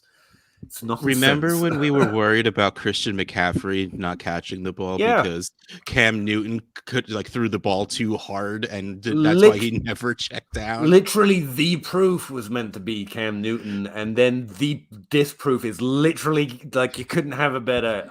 That's not a thing, and it still comes up. But remember the second half of the season, while Mark Ingram was still scoring double-digit touchdowns, J.K. Dobbins was starting to do very well.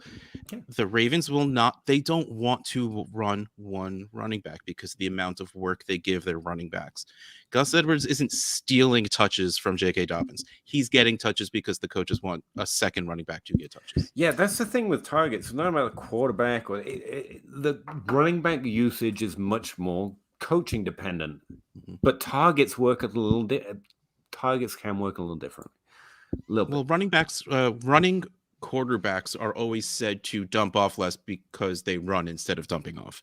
I mean, I don't know if there's stats to back that up, but that's absolutely the narrative.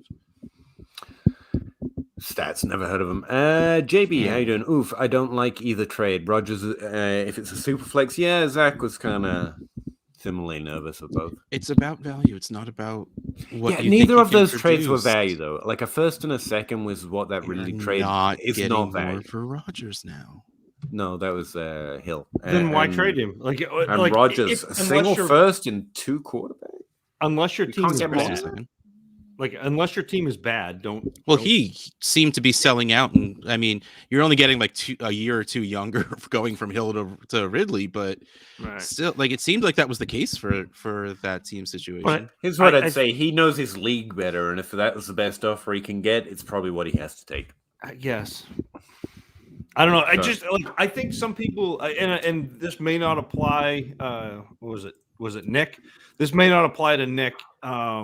But some people get so caught in the idea of rebuilding that you end up trading players just to trade them rather than having an idea of what you're doing for a rebuild. So you get rid of, okay, I gotta get rid of all of my good players to rebuild, and that's not necessarily true.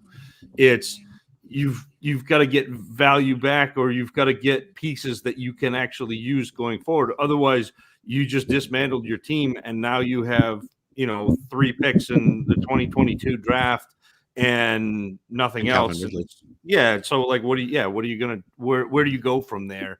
And so it's not necessarily like attacking the trades or what he's doing, but like I'm trying to kind of come to grips with what's going on. And if you're doing that to rebuild, then I would sit down before I start trading players and actually like kind of brainstorm and figure out the direction I'm headed with my rebuild and try to accomplish that rather than just, send out and get, a first because it's a first, rather than have an idea of what I'm doing with my rebuild. But yeah, I struggle with patience too. I like sold Tyreek Hill the first time his value increased, and that was a wrong move too. Mental health matters. Our minds are what make us human.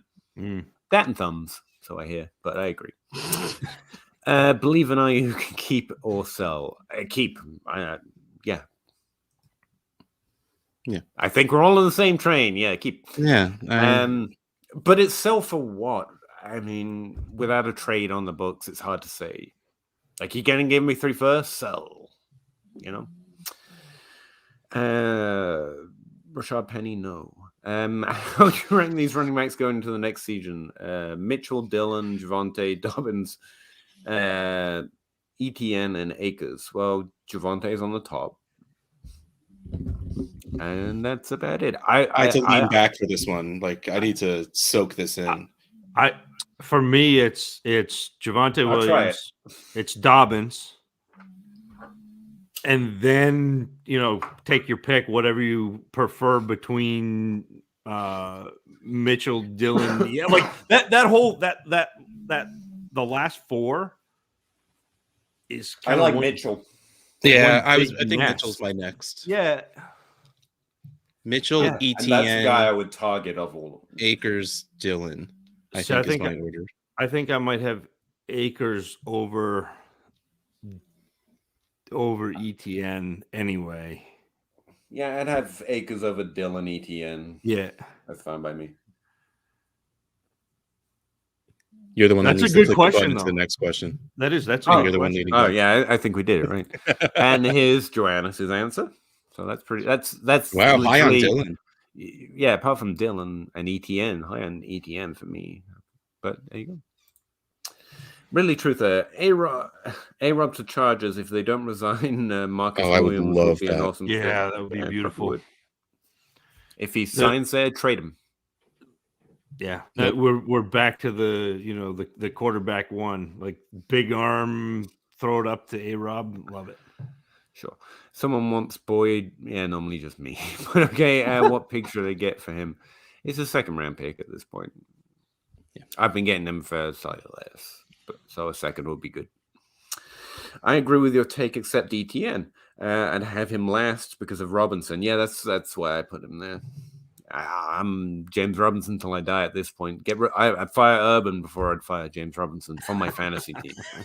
I have no power at all, but somehow I'll fire Urban before I drop James Robinson in my ranks. I'd want a 2nd, but wouldn't hate a 3rd for Boyd. I would hate a 3rd, but I have been trading from that value, so I'm going to perpetuate the stereotype. Yeah, send on for a 3rd. I would still hate a 3rd for Boyd. That's not enough. I just keep Boyd. I think ETN is taking Visca role. So yeah, that's not out of the realm of possibility. But the Visca role has not been. That's what I was trying to find a way of saying that. You're assuming they have an intelligent coach that will use Visca. So what? Like watching ETN for me in college, he was like Ronald Jones with the ability to catch the ball most of the time. Like he fought catching the ball, but he still caught it. So to me, like he's a real good compliment for Robinson. If your coaching staff is smart enough to say, okay, we're going to use him as kind of a space back and then split him out when he's not the back. But man, Urban Meyer is worse than we thought, and we thought he was real bad. Just don't buy Jacksonville players. Yeah, I'm calling it. Apologies to Unfortunately. Jay Mitchek and Gabe Gearing of the Open Bar podcast, who live in a real tough life. Standing, they just ruin players. They ruin players. I'm saying it. I'm saying the quiet part loud. Oh, sorry, Jay Mike. Which Samantha's medal would you love to be eating meal. right now? Samantha's downtown. I don't know That's what these Canton. things are. So you will by this time next year, you will know Samantha's downtown, because that is Canton, Ohio. That's the Fantasy Football Expo, and it doesn't matter to me as long as there's gravy on it, J. Mike. Oh man, corned beef hash with some eggs and Yes. some bacon, throw some sausage gravy on top of it, and I will be a mess for the next 2 to 3 hours, and it will be so worth it. I'm hungry, so I really appreciated all of that. And I don't know any of them, so I would eat anything. I eat anything, unless it's got celery. I hate celery. I don't like celery either. Celery sucks. Yeah. Big celery tries to keep us Dog quiet. doesn't like celery either. You hear that? Dog knows. And a little less. Sorry, Russ. That's when she was talking bad about Dobbins, and I said we weren't friends anymore. Yeah, from like 30 minutes ago. Yeah. Give up Dimey Brown No. yet? Yeah. No. No. Yeah. The right answer is yes. My answer is no. For what? He's easily a hold on my rosters, but for a second round pick, yeah, I'd probably trade him. And it hurts. Good point on having a plan before rebuilding. Rough plan. Let the landscape guide you a little bit, but yeah, rough plan. Should always be looking at least 2 years ahead. I can't do rebuilding conversations. No, I'm looking at next year, guy. If I'm buying value, it's so I can trade it for points as soon as possible. That's don't not have the to kind of plan plan too you hard. have. I don't That's think too firm. That's too firm for me. time isn't really what you do. What you need to do is have a direction you want to go in positions more than you do. I want to be competing in 2 years, because that's too specific. That's not going to work out super well. But know what you have to sell, see in your league where you can and what you can get out of it, and then do your best with what you can from there. But like saying, I'm going to, we don't know what's going to be happening in 2-3 years. Yeah. It's too rough to do that. But go for players. I'm going to go do what Peter says. Get your list. Cut it down to the younger guys, list of guys you want on your team, and cut out the old guys, because I don't care. I know that you want to score points next year, but I don't care if I'm rebuilding. I don't want Adam Thielen on my team. It's just, that's a me thing. But, make your list, go get those guys, and worry more about that than I want to compete in 2 years. As far as a plan goes, it's just continually trying to add more value than anything else in every trade. Even if I don't like the player, I don't believe in the player, just continually trying to add up that value. And if I see a chance to go get one of those players, I'm going to do it. And if I catch wind of something, my team's performing in the season, I'm going to sell for points, because winning's rarer than we make out. Mm-hmm.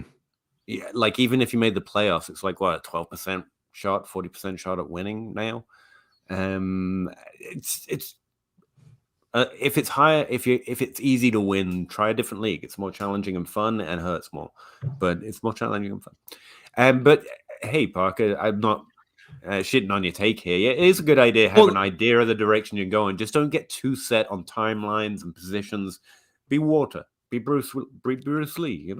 But it's funny though, because you guys rebuild differently than I do. Because again, I am terrible at trading. So when I make trades, it's usually identify a class and trade. We've had this conversation, and you guys can sit there and shrug all you want, but like that's how I do it, and that's how I've been successful doing it.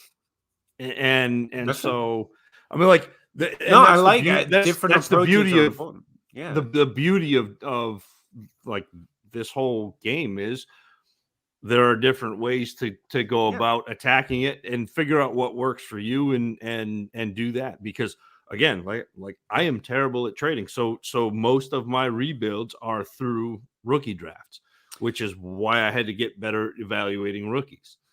That would fit here though. Like, if you were building your way, you wouldn't say just generic 2 years, you would say the 2023 class. Yeah, identify how many a years class. that So is. it's Very it's not. smart, Yeah, yeah. it's not. I mean, it's not- fine to say 2 years as well. Just be willing to move around based on how you want to go about it. Yeah. That's the only thing I would say. Everything else on there, spot on. Okay, fellas. Daniel. My wife just got home, which means I need to get going. Okay. But since You there's wanna 2 of go you, now? the show doesn't need to end because of that. Okay. Love you both. Bye, everybody. Say hi. Oh, he just left. Just full on left. Well, Gallup's value skyrocket when he leaves Dallas. I don't know. What is it right now? It's like a late first round pick right now. I don't think it skyrockets.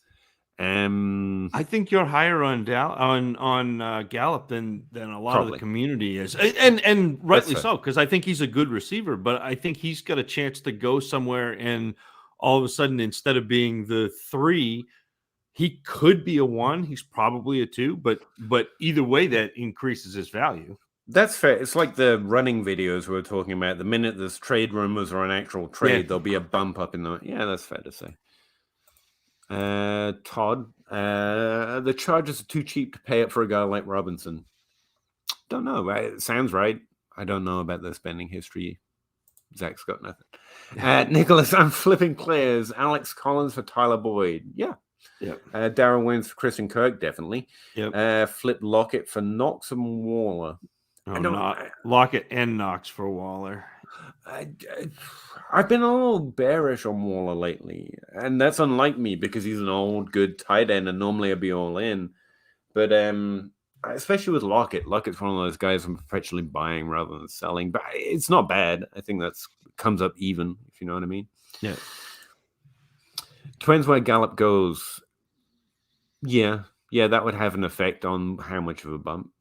Can I go back to Nick just a minute with the Waller thing? I might again try to flip Waller at this point, just because I think people have this idea that he's a top whatever 2 or 3 or 4 tight end, and I don't value tight ends like most of the rest of everybody else does. Like if you're not a bull of the woods tight end, you can, I mean, top 10 or 12, you can find somebody. It doesn't have to be. Is there a particular type of player or player that you have in mind, or just in general you'll be fishing? I'd be, again, if he's rebuilding, if he's doing that sort of thing, I'd start like trying to fish Waller for one of these young receivers, even if I had to add a pick with him. So you're going after Elijah Moore, you're going after Waddle, that those type of players who haven't quite ascended to where we're expecting they go, but they've shown you enough that you think they're going to get there. Fair. But Zach, that's exactly what the Jags were doing with ETN and rookie camp. Yeah, I don't like anything Urban tries to do. Just don't buy Jacksonville players. You can buy. There is going to be a value jump, like there is with ETN. I mean, that's exactly what they should be doing with ETN. I moved Gaskin, Thielen, CPAT, Tyrod Taylor, all good moves. How did you move Geno Smith? Keenan Allen for 222 firsts. I think Keenan Allen and Thielen paid for that. And Gaskin's probably a second on top. Or you got two seconds. And you traded out for rookie picks. That's fine. I think I'll get, and then I'd try to squeeze a couple, maybe 3 of those seconds and try to get another 23 first. Yeah, just keep flipping. Just keep going. Don't trade past 2023, I would say. But when I said just keep flipping, I had this horrible nightmare image coming to me of him coming back to the Jet and saying, like, I have 9 2026 picks. How'd I do? Like, I misled. That's a win. ETN's ideal role will be how Detroit uses Swift. Yeah, he ain't getting that. But that's the ideal role for a running back, essentially for us. Basically a 50-50 split. I don't think he was splitting evenly with Jamal. I think he's got them a fairly dominant workhorse. But, no problem, Nicholas. Thanks for asking him, man. That's a good one, Parker. Yeah, I think Parker's a good one. Swift role would be, I forget what I just said. Ideal as opposed to Visca. I just think of Visca as a running back. Yeah, I think everyone does at this point. Ask, responding to someone else again. Ask DLF maybe been helping me on live streams too. Yeah, Cal and Tyler are solid. Definitely recommend taking their advice over mine personally. I take all my advice, but no, they're real good. They put in a lot of effort to help people out as well. So I'm glad you're checking them out. I didn't necessarily mean try to create. Yeah, I know you didn't, Parker. It's just like I want to sound smart on stream, so like I'm getting all nitpicky. You're fine, believe me. I'll fight for you. I'll fight for you, Parker. Don't worry. Nitpicky is the only way. Corey Dean, I offered 2 firsts for Dak. Sorry, Parker, by the way. I already didn't mean to single you out that way. In a 12-team Superflex Dynasty, rejected. Yeah, that makes sense. What do I got to give up to get a stud QB? Too much in draft picks. You're gonna have to add players. Yeah, that would be the way I was approaching. If you're trying to get a Kyler Murray or Dak Prescott, who should be in that group, but I don't think everyone have him in there. I think that's interesting of you. Or Justin Herbert. Yeah, it's gonna be 2 firsts plus something plus a quarterback. Yeah. Right. Yeah, and that's going to be the thing is they're going to need a quarterback back because your 2 firsts don't guarantee you a quarterback. I mean, there's no guarantee those are top 3 or 4, and there's no guarantee that the quarterbacks in whatever like this draft class, the quarterbacks are not great. There's no guarantee that you're going to get a good quarterback with the first anyway. So, and this is one of the ways I'll be trying to get Watson to have some value for me. Like someone could really appreciate that upside with that trade and be like, maybe that's more. But it depends on who that is. But this is how I try and trade Aaron Rodgers away, buy back years, as Ryan McDowell says. And then the trade comes a lot more tempting to them. Like I might get the production and these first. That's more likely to get a positive response. It's got to have a quarterback. It's going to be pretty decent too. Bye, Russ. Joe Herbert, Bruce Lee for Chuck Norris, and a first. I don't know. I need Jean-Claude Van Damme. I mean, you got the he's aging, but he's still got a little bit of tread left. I keep meaning to watch that. Have you seen that movie he made about basically he's playing himself, but it's meant to be a really interesting introspective look. Like it's meant to actually be a pretty. I'm not going to get into it on a football stream, but I saw an advert. It's like a Netflix movie or an Amazon movie, and it looked real interesting. It's him back in Belgium being like the famous Jean-Claude Van Damme and like the post-career Van Damme and struggling with going through these fits of imagining himself saving people and being everything he was before. It sounded like a pretty interesting movie, but I have not watched it. So that was a random tangent. That's what I do. Tim Shady, what's the correct tanking etiquette?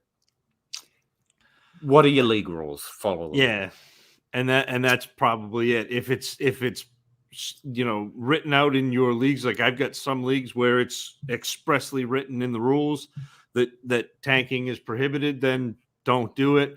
I think starting injured players and starting or not putting players in your starting lineup is poor form because that affects the integrity of the league. But aside from that, like whatever. I would say if it's not in your rules, you can do it. That's my etiquette. But it's how well do you know your league? I know a lot of leagues I've been in, like I barely know anyone. I just send trade offers. But most of the leagues I'm in now, I at least know most of the people playing in them, at least on an online basis. And so my etiquette would be in those leagues, depending on if that's the type of league you're in, I'd be upfront. I'd be like, guys, I'm losing.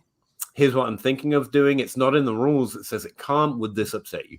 It's okay to get in your league chat and say, I'm planning to do this. It's not in the rules. I'm allowed to. But if it's really going to upset you, it's really going to piss the league off, then I'm not going to do it. It's fine. Outside of that, if it's not in the rules, you're allowed to do it. That's my etiquette. I don't shame anyone for finding an edge in the rules, if you know what I mean. Because the rules are the rules. I think that's fair. Outside of that, when I'm playing with friends, I think, or even just people I know through fantasy football, I think it's reasonable just to be upfront and say, hey, I'm going to start my worst lineup. None of them will be injured. None of them will be on IR, but I'm not trying to score more points. Is that okay with you all? I think that would be fair. But that's going above and beyond, to be honest.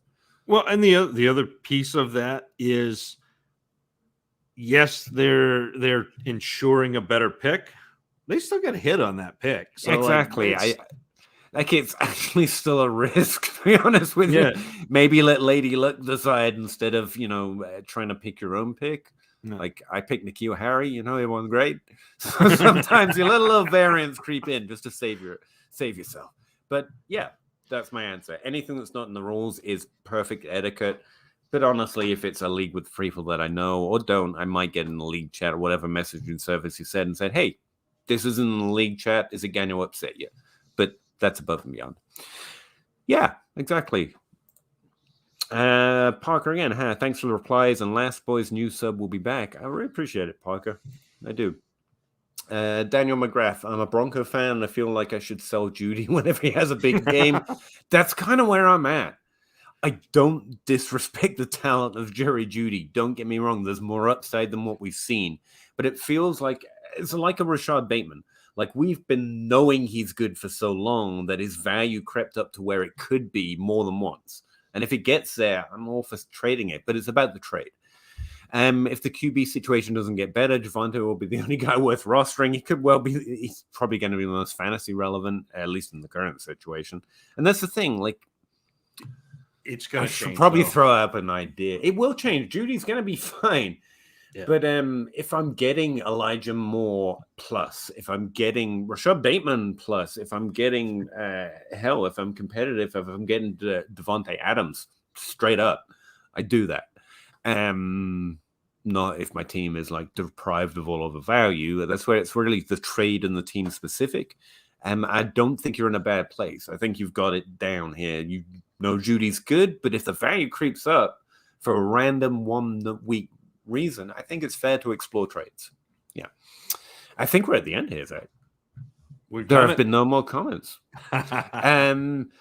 You got anything you want to talk about? Things you want, like last time you were on, you were like, buy Hunter Renfrow, and now everyone's saying they said that. So you got any more? No, I don't have. I mean, we're at the playoffs at this point, so good luck. I mean, good luck. I really don't. Like, I don't have. I'll tell you what. Do you start your studs kind of mentality going into the playoffs, or will you start Alexander Madison because he's the guy of this week? How do you play that? So kind of a combo where in the playoffs, especially you're looking for, because the other teams are real good, you're looking for kind of upside swings. And it depends on my team too. If I'm rolling into the playoffs at, as the 6th seed playing the 1 seed, then hell yeah, I'm gonna listen to a lot of DFS shows. I'm gonna try to find those little edges that they find where, there's kind of a correlation to in daily fantasy players that are kind of under the radar and have a low amount of money attached to them. Mm-hmm. It's similar to guys you may be able to find either on your waiver wire or you have on your bench that may pop off in a week. And so that's something that I try to look for and, hit on, in the back end of my starting lineup. So flex plays and that sort of thing where you're looking for upside. But I mean, you say start your studs. Depends on if they've been studs too. I mean, Saquon Barkley is a stud, but man, if I got running back this week, that's fine. But if I got Madison, there's a real question in my mind. That's what I was going to say. Like this week could be playoffs for some leagues. Aaron Jones returns after A.J. Dillon's been being pretty good. He's projected in the top 12 by most. Yep. Saquon Barkley projected in the top 12. Do you have a general way you're going to approach that or not? Obviously, you could just answer whether you're starting those guys over, the likes of David Montgomery or Nick Chubb. But that just answers one question. So I was wondering. I think so. The other kind of, what are the chances that you have the option to do that? I've got teams that have. So I got a team that has Saquon and Chubb, but they're not in the playoffs, so it doesn't matter. I'm going to start whatever I'm going to start. Most of my teams that are in the playoffs, which this is going to sound really weird, but have some amalgamation of backup running backs that have gotten me, or what everybody views as backup running backs. So I'm rolling out like James Conner and McKissick, and like that type of player. So it's I don't know, like that.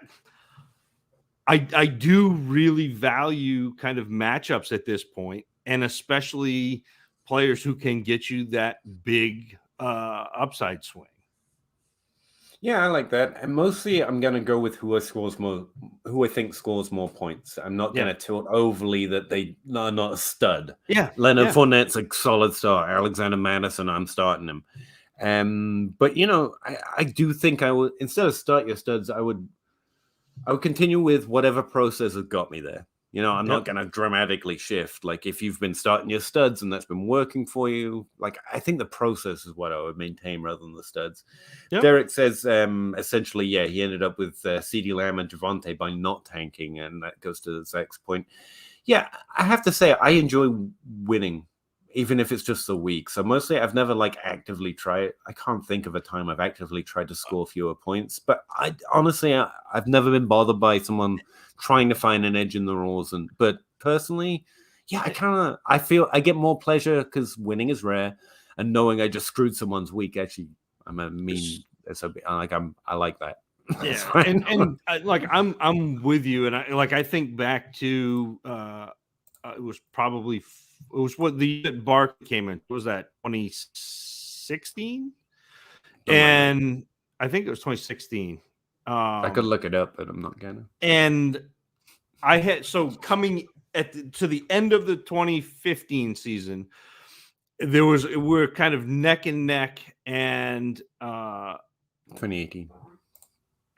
It was 2018 that Barkley came in. No, really? You're getting old, Zach. Man, I am getting old. So it was the 2017 season. Barkley, and I was kind of going back and forth, and Kyle was the commissioner, and I benched Aaron Rodgers to play another quarterback, and he said, "What are you doing?" And I said, "Well, I'm going to win this matchup, even though it's going to cost me." The 101, because I can't in good conscience. He's like, so you're sitting Aaron Rodgers to win the matchup. And I did. And it cost me that pick. But I just can't in good conscience lose. Now, if I am going to tank, what I do is I trade players. So I don't have players who are scoring points on my team. And then I get Yeah, then you're not tanking. You're still starting your best players. Your best players are. And then it's on them, to be fair, if they don't pay that second for Madison or whatever. I mean, that's on you, bro. I mean, exactly. That's fair. I think playhouse funds for you is still always a good rule. You know what I mean? If you like finding edges and rules, and even if it's in my league and it's not how I would do it, as long as it's within the rules, I think it's fine. Yep. And if we need to make a new rule, making a new rule. But I never have so much money it has to particularly upset me either way. But I get that it is frustrating if you're close to winning or close to getting to the playoffs and something like that happens. But yeah. Appreciate it, Corey. It's fine. We're just happy you all showed up, really. It's fun. The chat was great. Thanks for showing up, Zach. I really appreciate it. And Russ, we got to see him for a while. I was pretty happy with that. You can find Zach at the Dynasty Dummies podcast, right? That's what you called still? Occasionally, yeah. It's been a while. At Tacit Assassin 13 on Twitter, and Russ is at Dynasty Outhouse on Twitter. He's host, one or the other of the Trade Addicts podcast on the DLF network, and I'm here. I'm right here. So you can find me here. Bye. Thanks very much, and we'll see you again next week, Wednesday, 9:30 every week. Appreciate it. You can no? All right.